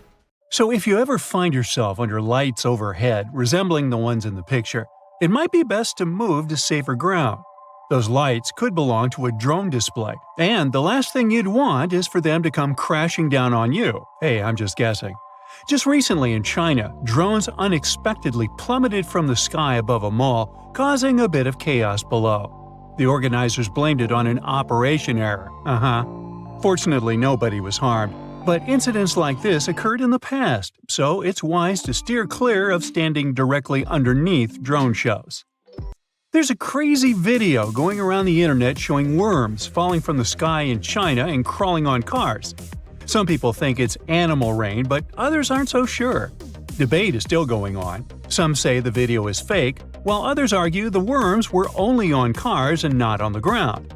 A few think it's just a normal thing in March. And guess what?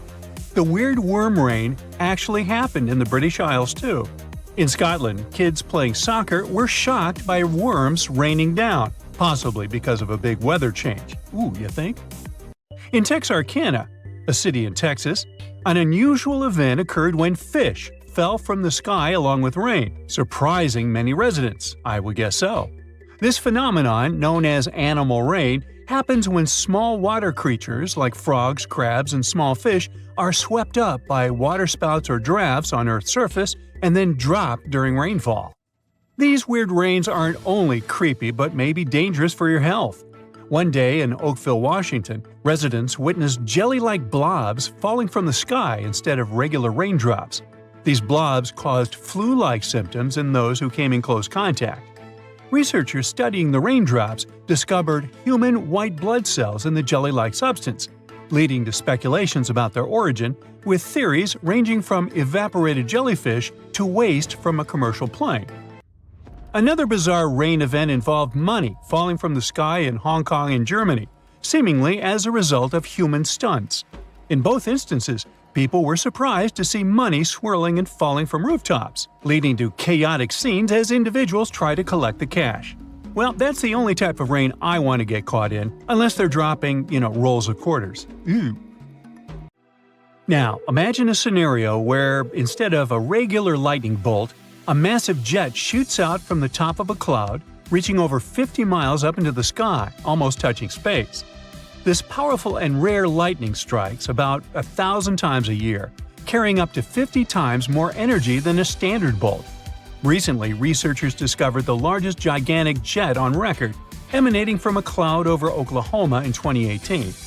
The intensity of this blast was nearly double the previous record, leading scientists to consider it the most significant cloud-to-ground strike ever observed. Elsewhere, in a city in northern Mexico, numerous yellow-headed blackbirds were captured on camera falling from the sky, resulting in some tragic casualties. The cause of their fall remains uncertain, but experts speculate that a predator bird may have startled the flock from above, causing them to lose their balance. A security camera recorded the birds descending onto homes like a dark cloud. These migratory birds breathe further north in the US and Canada before wintering in Mexico. While some theories attribute the fall to various factors such as electrical wires, experts lean toward a predator bird inciting the chaos. Now sometimes, even iguanas can fall onto your head from the skies. In really cold weather, they go into a kind of hibernation mode to survive. They might look frozen, but they're actually still alive. They usually start moving again when it warms up above 50 degrees Fahrenheit. The problem is that they might fall down from trees while they're in this chilled state, which is dangerous both for them and your head. Imagine a vase falling from a shelf. The principle is basically the same. If the temperature stays below 40 degrees for too long, the aftermath might be sad. Now, one morning, the Fox 6 wake-up show in Wisconsin was in for a surprise when they spotted strange lights flying over downtown. At first, the crew thought it could be fireworks, or even something extraterrestrial. But as they continued to watch, they discovered it was just a group of seagulls flying over the Milwaukee County Courthouse, an illusion caused by the camera's settings. To confirm, a reporter went to the courthouse and filmed the seagulls. Case closed, right? Well, not quite. The internet wasn't satisfied, and conspiracy theories started popping up, still lingering today. People with too much time on their hands. Despite videos pointing out differences in movements and height of the objects, it was clear they were just seagulls, the result of the camera settings and angles. Meanwhile, in the beautiful city of Rome, a charming yet tricky bird problem has residents on edge. As nighttime falls, citizens may come across a group of people in white overalls carrying speakers blaring sharp sounds to scare away pesky birds from staining their clothes with droppings. Every winter, starlings fill the skies above Rome in a mesmerizing display of synchronized aerobatics. But the mess they leave behind prompts city officials to try and shoo them away. Sadly, sometimes the sky brings more unusual and unsettling sights, such as the case in Olympia Springs, Kentucky in 1876, when chunks of raw meat fell from the sky. After months of debate among researchers, it was concluded that the meat shower was actually vulture vomit, a defense mechanism or a weight reduction tactic used by vultures.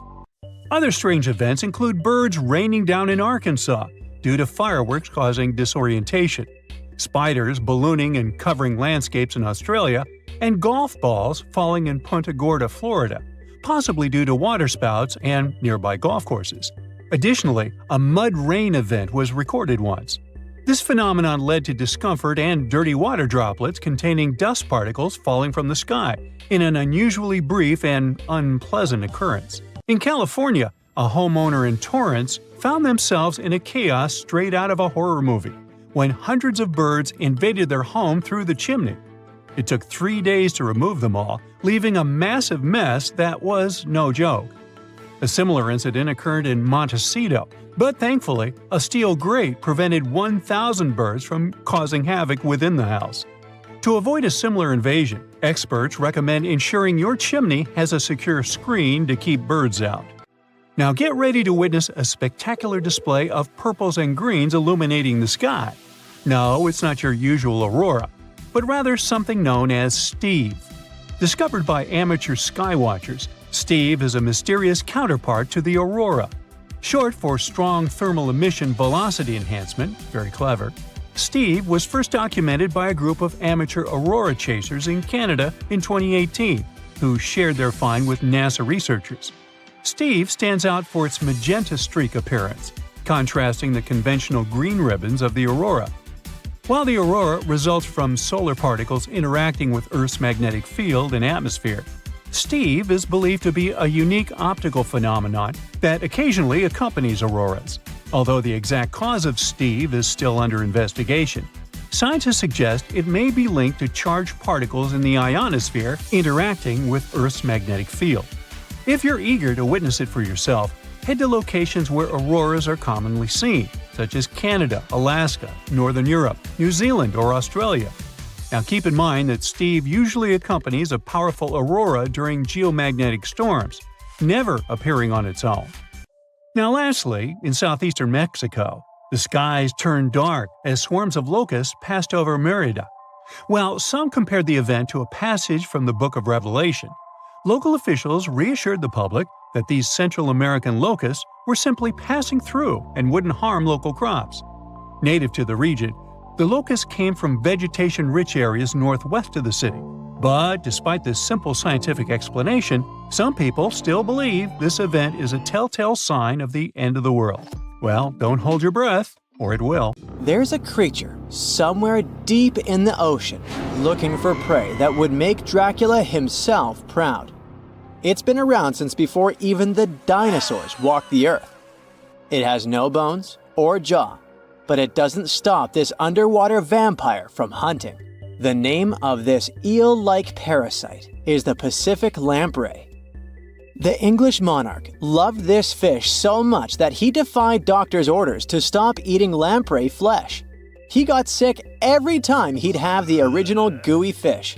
But the lack of bones and the fact that this lamprey tastes like slow-cooked beefsteak made the royal fall in love with the fish once and for all. The product of this love was a chill in his aged body, some heavy sweating, and some other scary symptoms, which eventually took his life and interrupted his 35-year reign. The lamprey is way better at surviving, as it lived through at least 4 mass extinctions. Its ancient ancestors evolved over 450 million years ago. There are around 40 living species of lampreys still thriving across the world. The Pacific lamprey is just one of them. These creatures have cartilage instead of bones, and a third eye, which is a special light-sensing organ on the top of their heads. Instead of a regular jaw, they have a sucker mouth surrounded by teeth. It's perfect for latching onto prey and sipping up body fluids like underwater vampires. Once they pick a victim, they suction it, making a seal that's almost impossible to break. Scientists believe the Pacific lampreys don't munch on flesh. Female lampreys lay up to 200,000 eggs in nests that stay in fresh water for 3 to 4 weeks. Once the larvae hatch, they burrow into sediment and stay under the sand for up to a decade. When they hit their teenage years, these miniature Draculas re-emerge and migrate from freshwater all the way to the Pacific Ocean. This journey isn't the easiest, and it takes some changes to its appearance and physiology to adapt to a huge change in salinity. After several years, they go back to freshwater to reproduce. Pacific lampreys can use chemical clues released by their larval migrating pals to find their way.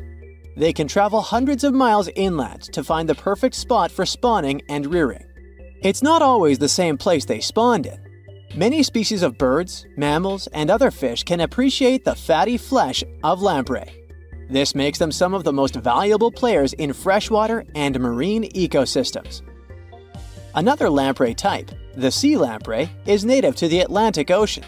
It's not that dangerous when it's at home, but once it gets to the Great Lakes, it becomes a real threat to the 4 local native species of lamprey.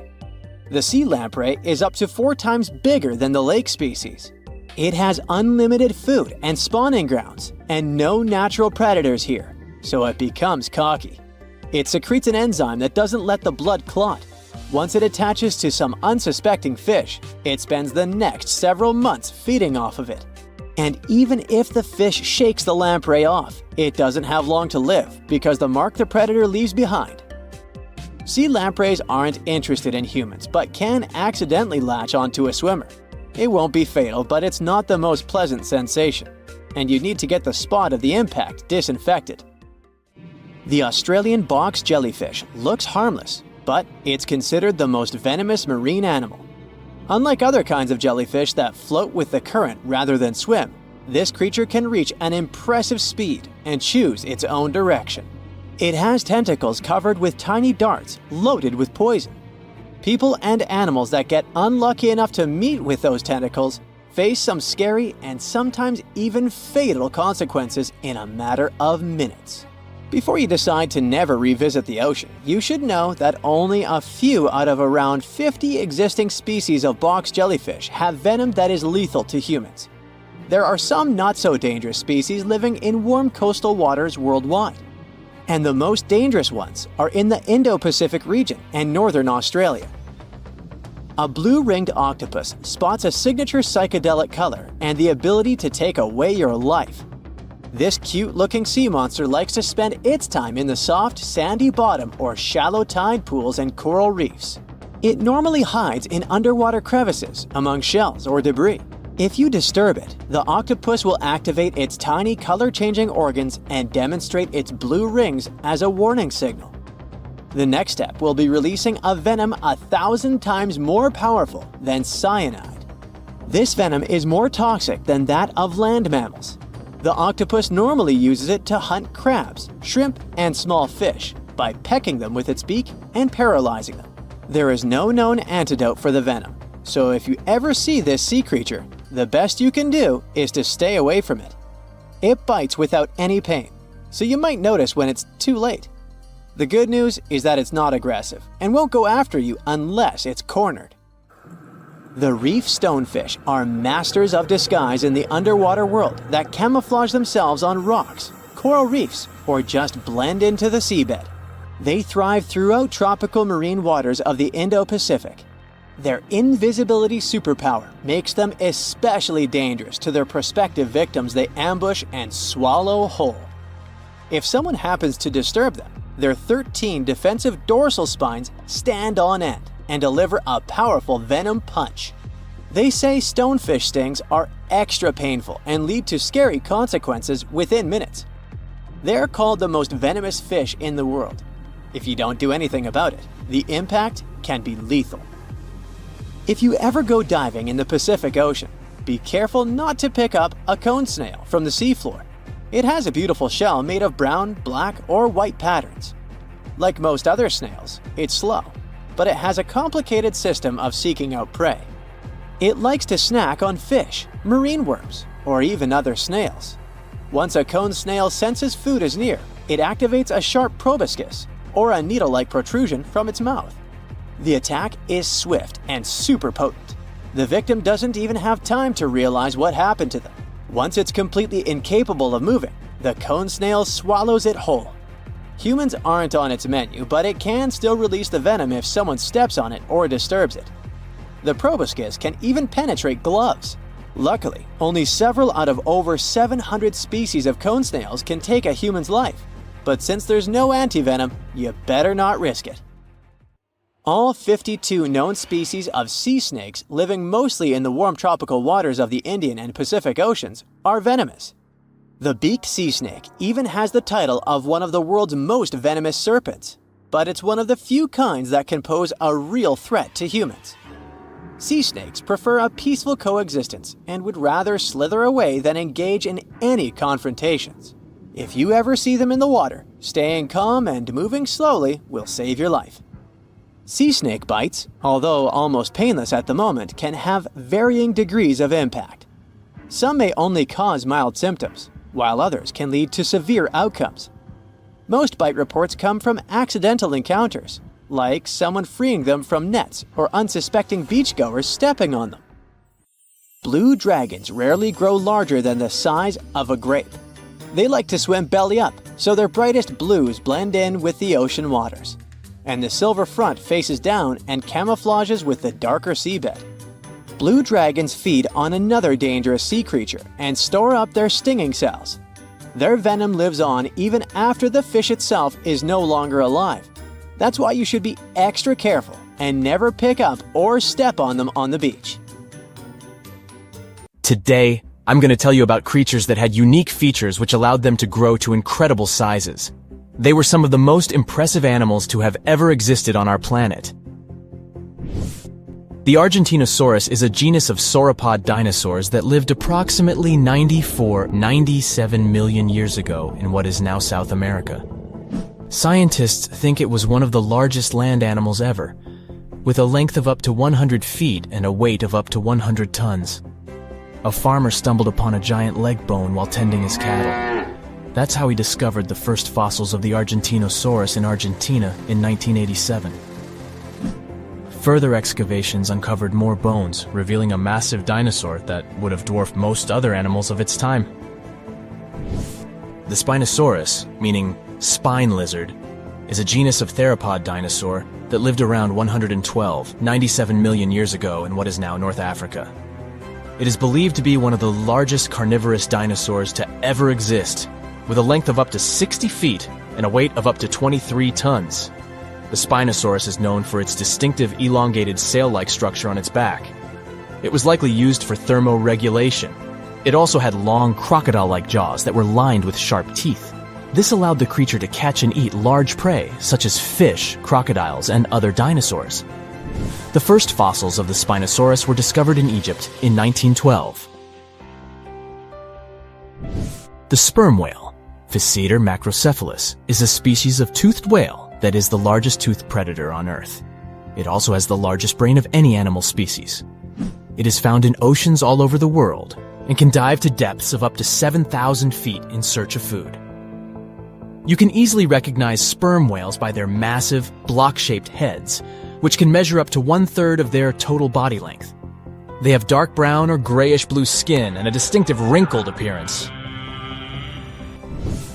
The Titanoboa is an extinct genus of a giant snake that lived approximately 58 million years ago. It is considered to be the largest known snake ever. It could grow up to 42 feet and weighed around 2,500 pounds. The first fossils of the Titanoboa were discovered in a coal mine in Colombia in 2004. This discovery meant a lot because it provided insights into the size and behavior of snakes during the Paleocene era, as well as the overall climate and ecosystem of the time.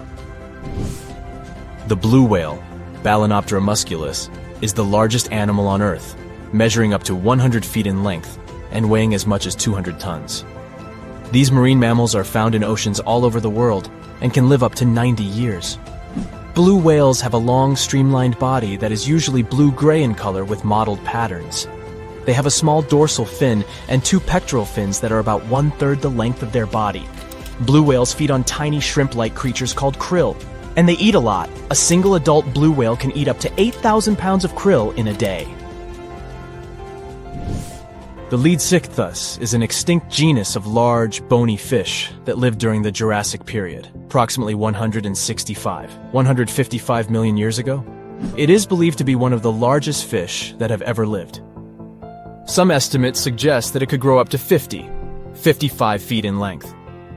The first fossils of Leadsichthus were discovered in England in the 19th century, and more recent discoveries have been made in other parts of Europe, South America, and Africa. Despite its enormous size, the Leadsichthus was a filter feeder, similar to modern-day whale sharks, and likely fed on plankton and other small organisms.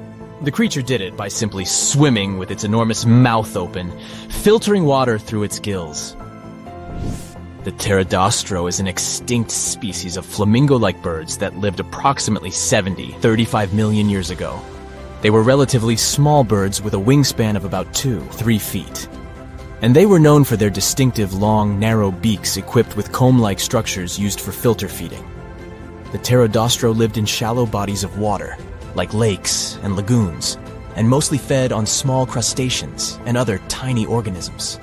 The animal filtered them from the water using the comb-like structures on the inside of its beak while swimming through the water.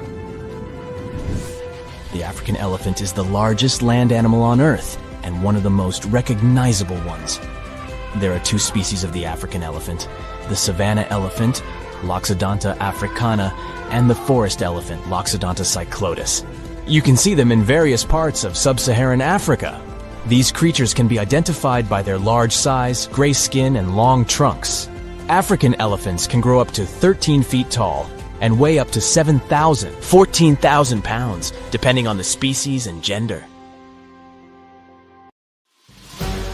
Komodo dragons are the world's heaviest lizards you can see today, mostly seen in Indonesia.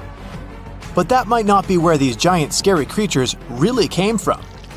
Scientists found their fossils in eastern Australia, and what's interesting is they were about 4 million years old. They're dominant in the food chain and can take down really big animals like deer, water buffalo, and wild boar. Komodo dragons will basically eat almost anything that comes their way. Since Komodo dragons are not so picky when it comes to their meal, people believed for a long time that their bites can be fatal because of the number of bacteria in their mouths. In reality, they're one of the few venomous lizards on Earth. Gharial really looks like a creature you'd see walking by dinosaurs and fighting for its spot in the food chain in prehistoric times. These fellas have been on our planet for tens of millions of years. Look at its long, narrow mouth and sharp teeth. Its snout might look odd at first, but it's perfect to catch the food they like the most: fish. They're also good parents, even the most dedicated ones in the world of reptiles. Females lay their eggs in multiple nests close together and keep them safe from the river and potential predators. When young sense danger, they will rush to the nearest gharial and even clamber onto their heads to hide from what's chasing them. Sturgeon looks like that simple, primitive, ancient fish for a reason. It's been on our planet for at least 250 million years. Its fossils are all over the northern hemisphere. You can mostly find them in big freshwater rivers and lakes, but some species tend to travel to the oceans and return to lakes and rivers only when they need to breed. On average, they live 50 to 60 years and grow up to 18 feet. Many of them leap out of the water and make a loud splash. You can hear on the surface even if you're a half a mile away. No one knows why. It could be the way they communicate with other sturgeons. Solenodon. It's a venomous mammal with a chunky body and short legs. It's been living in the Caribbean area for more than 70 million years. They can climb, but still spend most of their time on the ground. There, they move in an irregular path with a waddling gait, but when necessary, they can run pretty fast for short distances. They have a special way of communication: chirps, twitters, clicks, squeaks, and squeals. They have specific skin glands which give them a goat-like odor. At night, they like to search for invertebrates. They probe soil and leaf litter soil using their long snout. It's flexible, similar to our shoulder joint. This way, they're more mobile and they can explore narrow crevices, while using their sharp claws to help them to tear apart rotten tree trunks. Oh yeah, snails, lizards, frogs, land crabs, bird eggs, they're welcome on the menu as well. The sea lamprey is an ancient parasitic fish that lives in the western and northern Atlantic Ocean. Because of their body shape, people sometimes inaccurately describe them as lamprey eel. This species has remained mostly the same for over 340 million years and have gone through at least 4 big extinction events. They have a pretty well-developed sense of smell. That's why they use odors to communicate with each other and navigate their way through. Check out their teeth. They have at least 12 rows of them arranged in circles. A single nostril lies at the top of their heads. They're like sea vampires since they suck other fish's blood. Some lamprey species are non-carnivorous, and what's crazy, they don't eat at all. They just live off the energy they stored back in times when they were young and were eating. You must admit, echidna is a real cutie. A bit bizarre and a walking contradiction though. First, they look like a mix between an anteater, a badger, and a porcupine. They are mammals, but a primitive type that lays eggs. The only such type of living mammal we usually call monotremes is a platypus. Also, echidnas are also classified as short or long-beaked, even though they don't have beaks at all. Just fleshy noses that can be rather short or long. They're covered in hollow spines, and these are actually modified hairs. Fur between the spines is what gives them insulation. They look weird, but it obviously works for them since they've been unchanged for tens of millions of years. Alligator gar is a curious animal that looks more like it's mythical than real. It's not a mixture of a koi carp and a crocodile, and it's not related to alligators. But check its sharp teeth and crocodilian head. It's easy to see where the name comes from. They're more than 150 million years old, and this is the biggest fish species in North America that spends nearly all of its time in fresh water. They can tolerate brackish water and even stop by for salt waters, but swamps, bayous, lakes, and the sluggish pools of big rivers are still their favorites. They're not dangerous for humans. Some call the shoebill stork the most terrifying bird in the world. One thing they could certainly win is definitely a staring contest. They can stand literally motionless for hours, holding their bills down against their neck. And their golden eyes certainly tell you they're up to no good. They're known for their strong bite. These birds may be more related to pelicans than storks, since their vocal organs are similar. Babirusas, sometimes even called prehistoric pigs.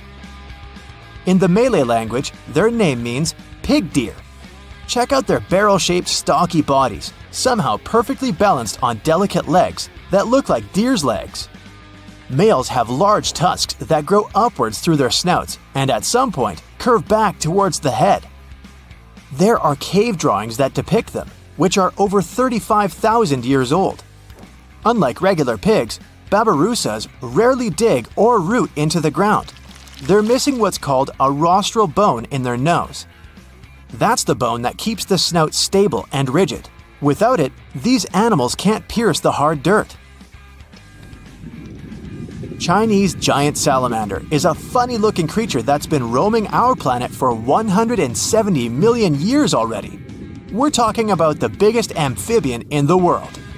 It can grow to be bigger than some people, up to 6 feet long, with a weight of 110 pounds. Their tail may make up more than half the body length. It's hard to notice them because this specific color helps the animal to blend in with the floor of the rivers where they usually live. Tuatara might look like a regular iguana at first, but it's literally a living fossil since it's been around for about 250 million years. Even its body shows its ancient history. There's a primitive third eye on the top of their head. It's hard to see it though, especially because some tuataras have scales over it. Scientists think it's some sort of an ancient light sensor. The reptiles used it to set their both seasonal and daily biological functions. Tuataras can hear sounds too, even though they don't have external ears like modern-day reptiles. Fish hear sounds in the water in a similar way. Jellyfish have been present on our planet for over 500 million years. Yep, that means they're 250 million years older than the first dinosaurs. But their bodies are soft and almost completely water, so their fossils are really rare. The oldest one was discovered in Utah and was 505 million years old. One species of jellyfish is basically immortal. When it faces some kind of environmental stress that would mean an end of life for other jellyfish, these can just revert back to be a tiny blob of tissue, and then they develop, starting their life all over again. Birds, just like us, have a tongue that is held up by a bone called the hyoid. In humans, it looks like a horseshoe and is located under our jaw. That's what the muscle in the tongue are attached to. This bone is very important for us. It helps us breathe, swallow, and talk. Unlike us, woodpeckers have a very different hyoid bone. It's a big part of their body that allows them to peck really fast. It also helps them keep their head steady and lets them use a lot of force when they peck wood. A woodpecker's tongue is long and it has spikes on it, which helps the bird get bugs out of trees. Woodpeckers can also move it in and out, which is not very common in most birds. This tongue also has a special way of wrapping around the woodpecker's skull to keep it safe when the bird pecks. The tip of the tongue is also covered with a sticky substance, which helps to catch bugs better. Speaking of weird animals, ever heard of an axolotl? You might also know it as a Mexican walking fish. It's a type of salamander. It's a unique species, known for its ability to regenerate its limbs. Axolotls are typically found in lakes, streams, and canals in and around Mexico City. Their appearance, with the wide head and long, feathery external gills, is unusual compared to other amphibians. They're often kept as pets because of what they look like. Rats may not be your first choice when thinking about weird animals, but let me tell you about the naked mole rat. This one is considered weird because of its unique physical characteristics and behavior. For starters, it's nearly blind and has translucent, pink skin. These animals also live in large underground colonies with a strict social hierarchy, with one dominant female and several male mates. The creature, also known as the sand puppy, has a low metabolic rate, which allows it to survive on very little oxygen and food. Even their lifespan is unusual, much longer than that of most other rodents. Some specimens even live up to 30 years in captivity.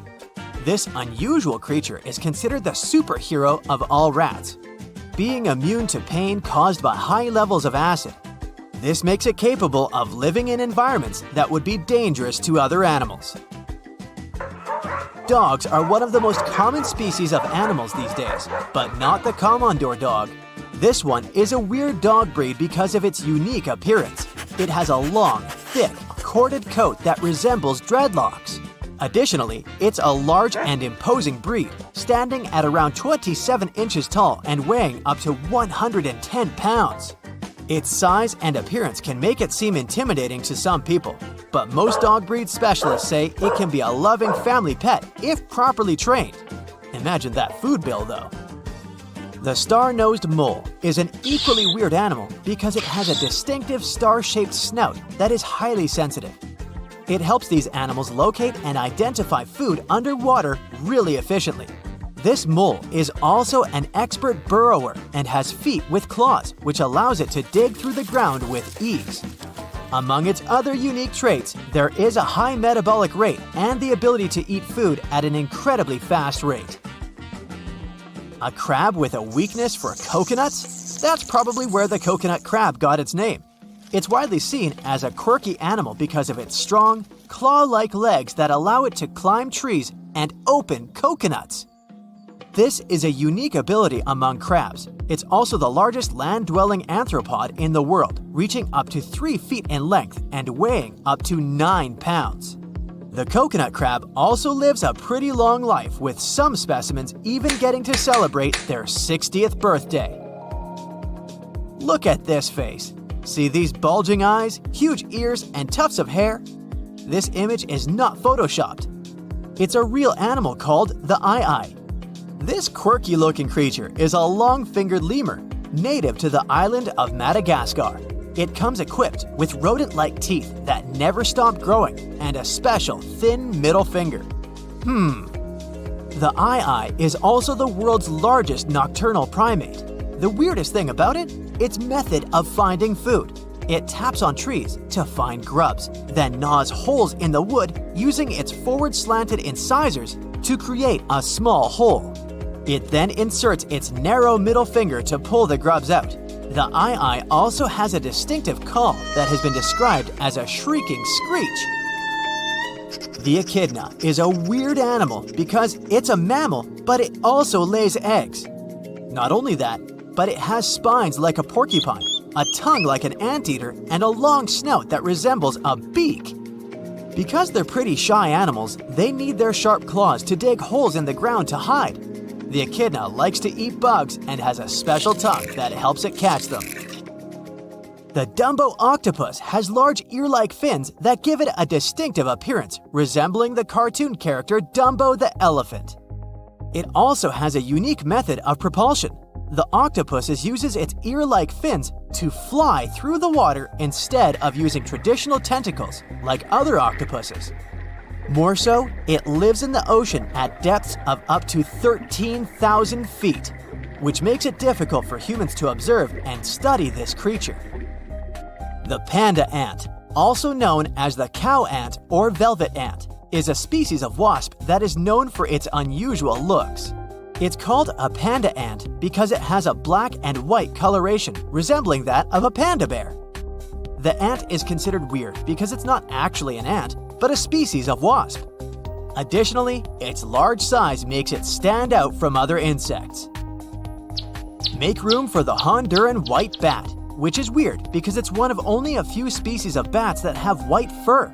It's also unusual because it has a unique mating behavior, with the males taking care of multiple females and aggressively defending them from other males.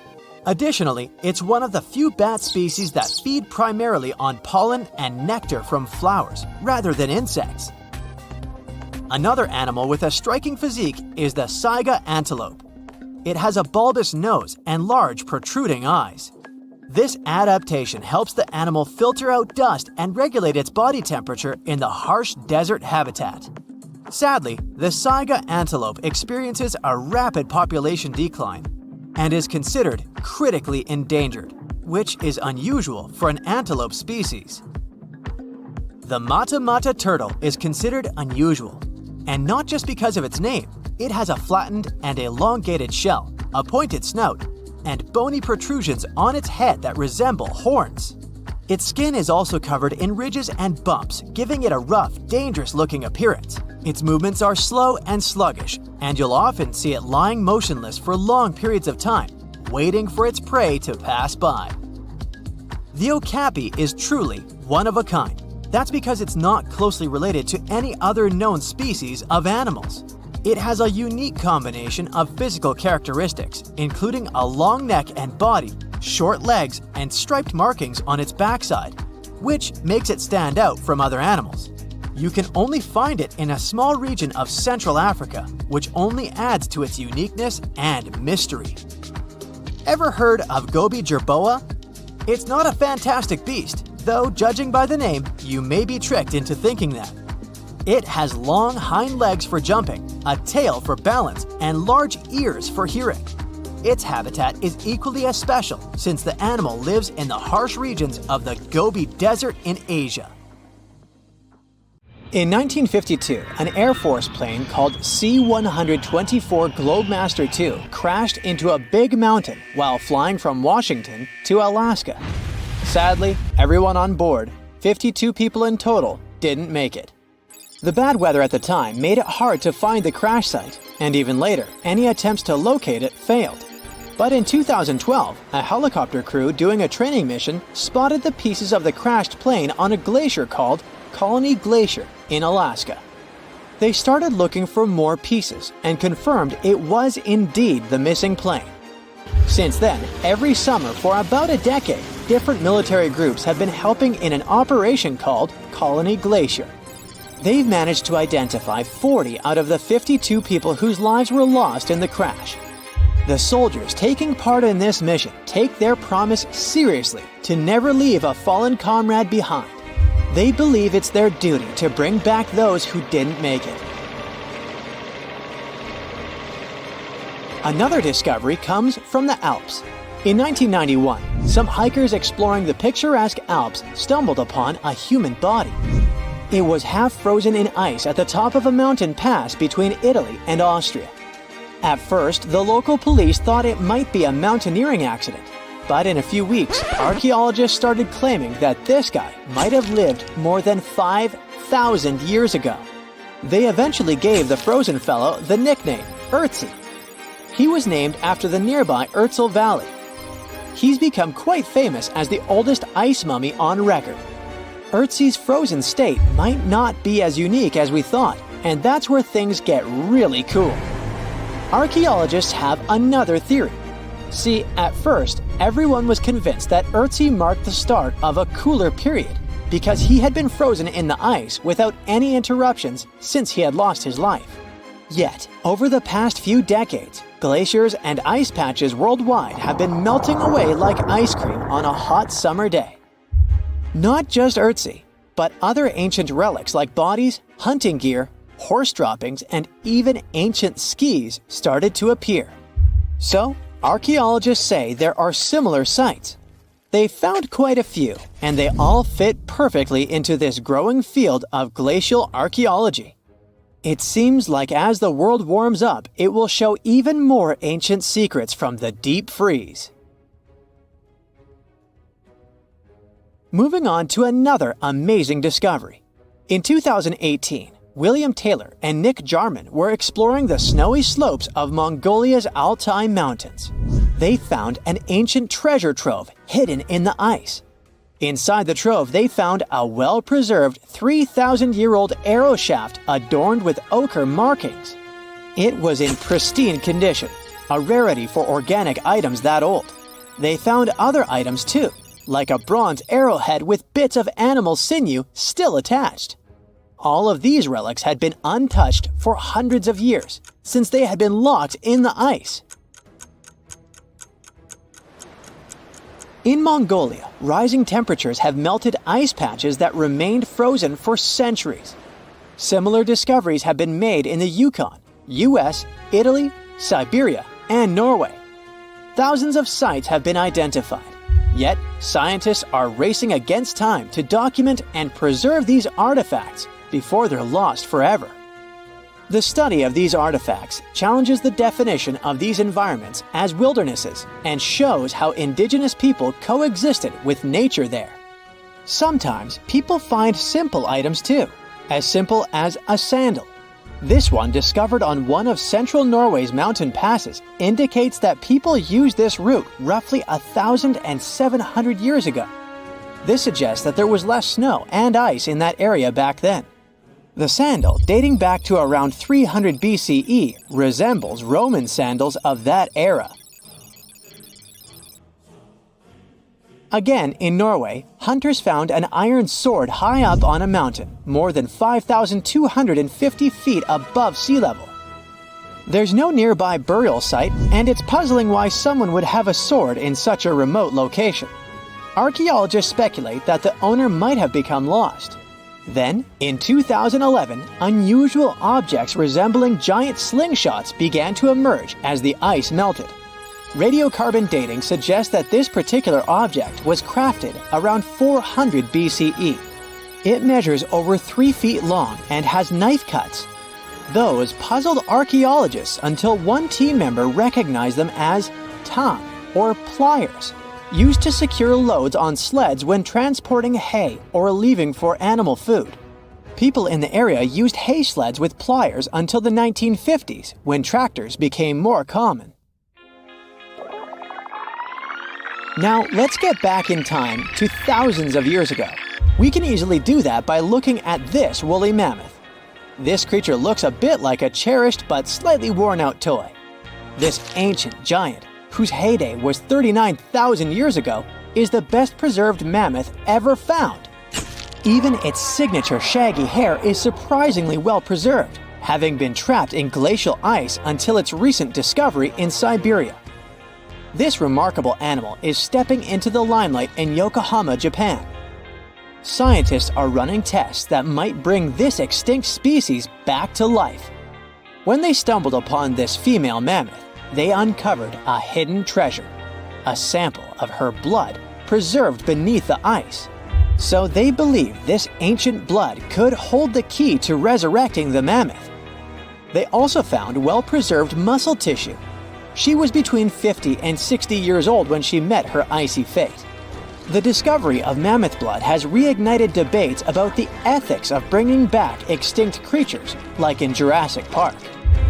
Their ambitious plan is to implant an egg into a living elephant for a 22-month pregnancy, hoping that at least one living mammoth cell might survive. Hop on, we're going to the French Alps.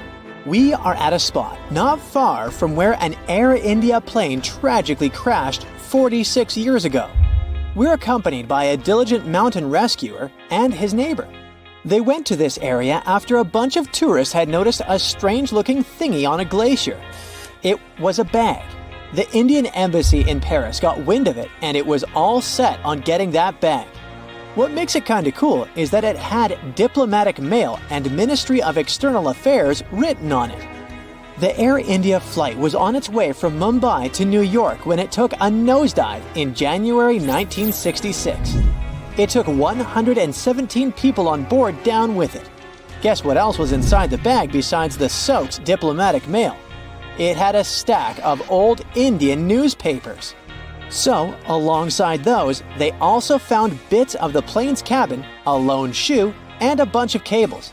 Totally unexpected treasures on that mountain. During the summer of 2013, scientists stumbled upon a message left behind by a geologist named Walker, who had placed it there 44 years before. That message sort of served as the man's last testament. He passed away just a month after hiding the bottle in the rocks on the island. The content of the message was quite astounding.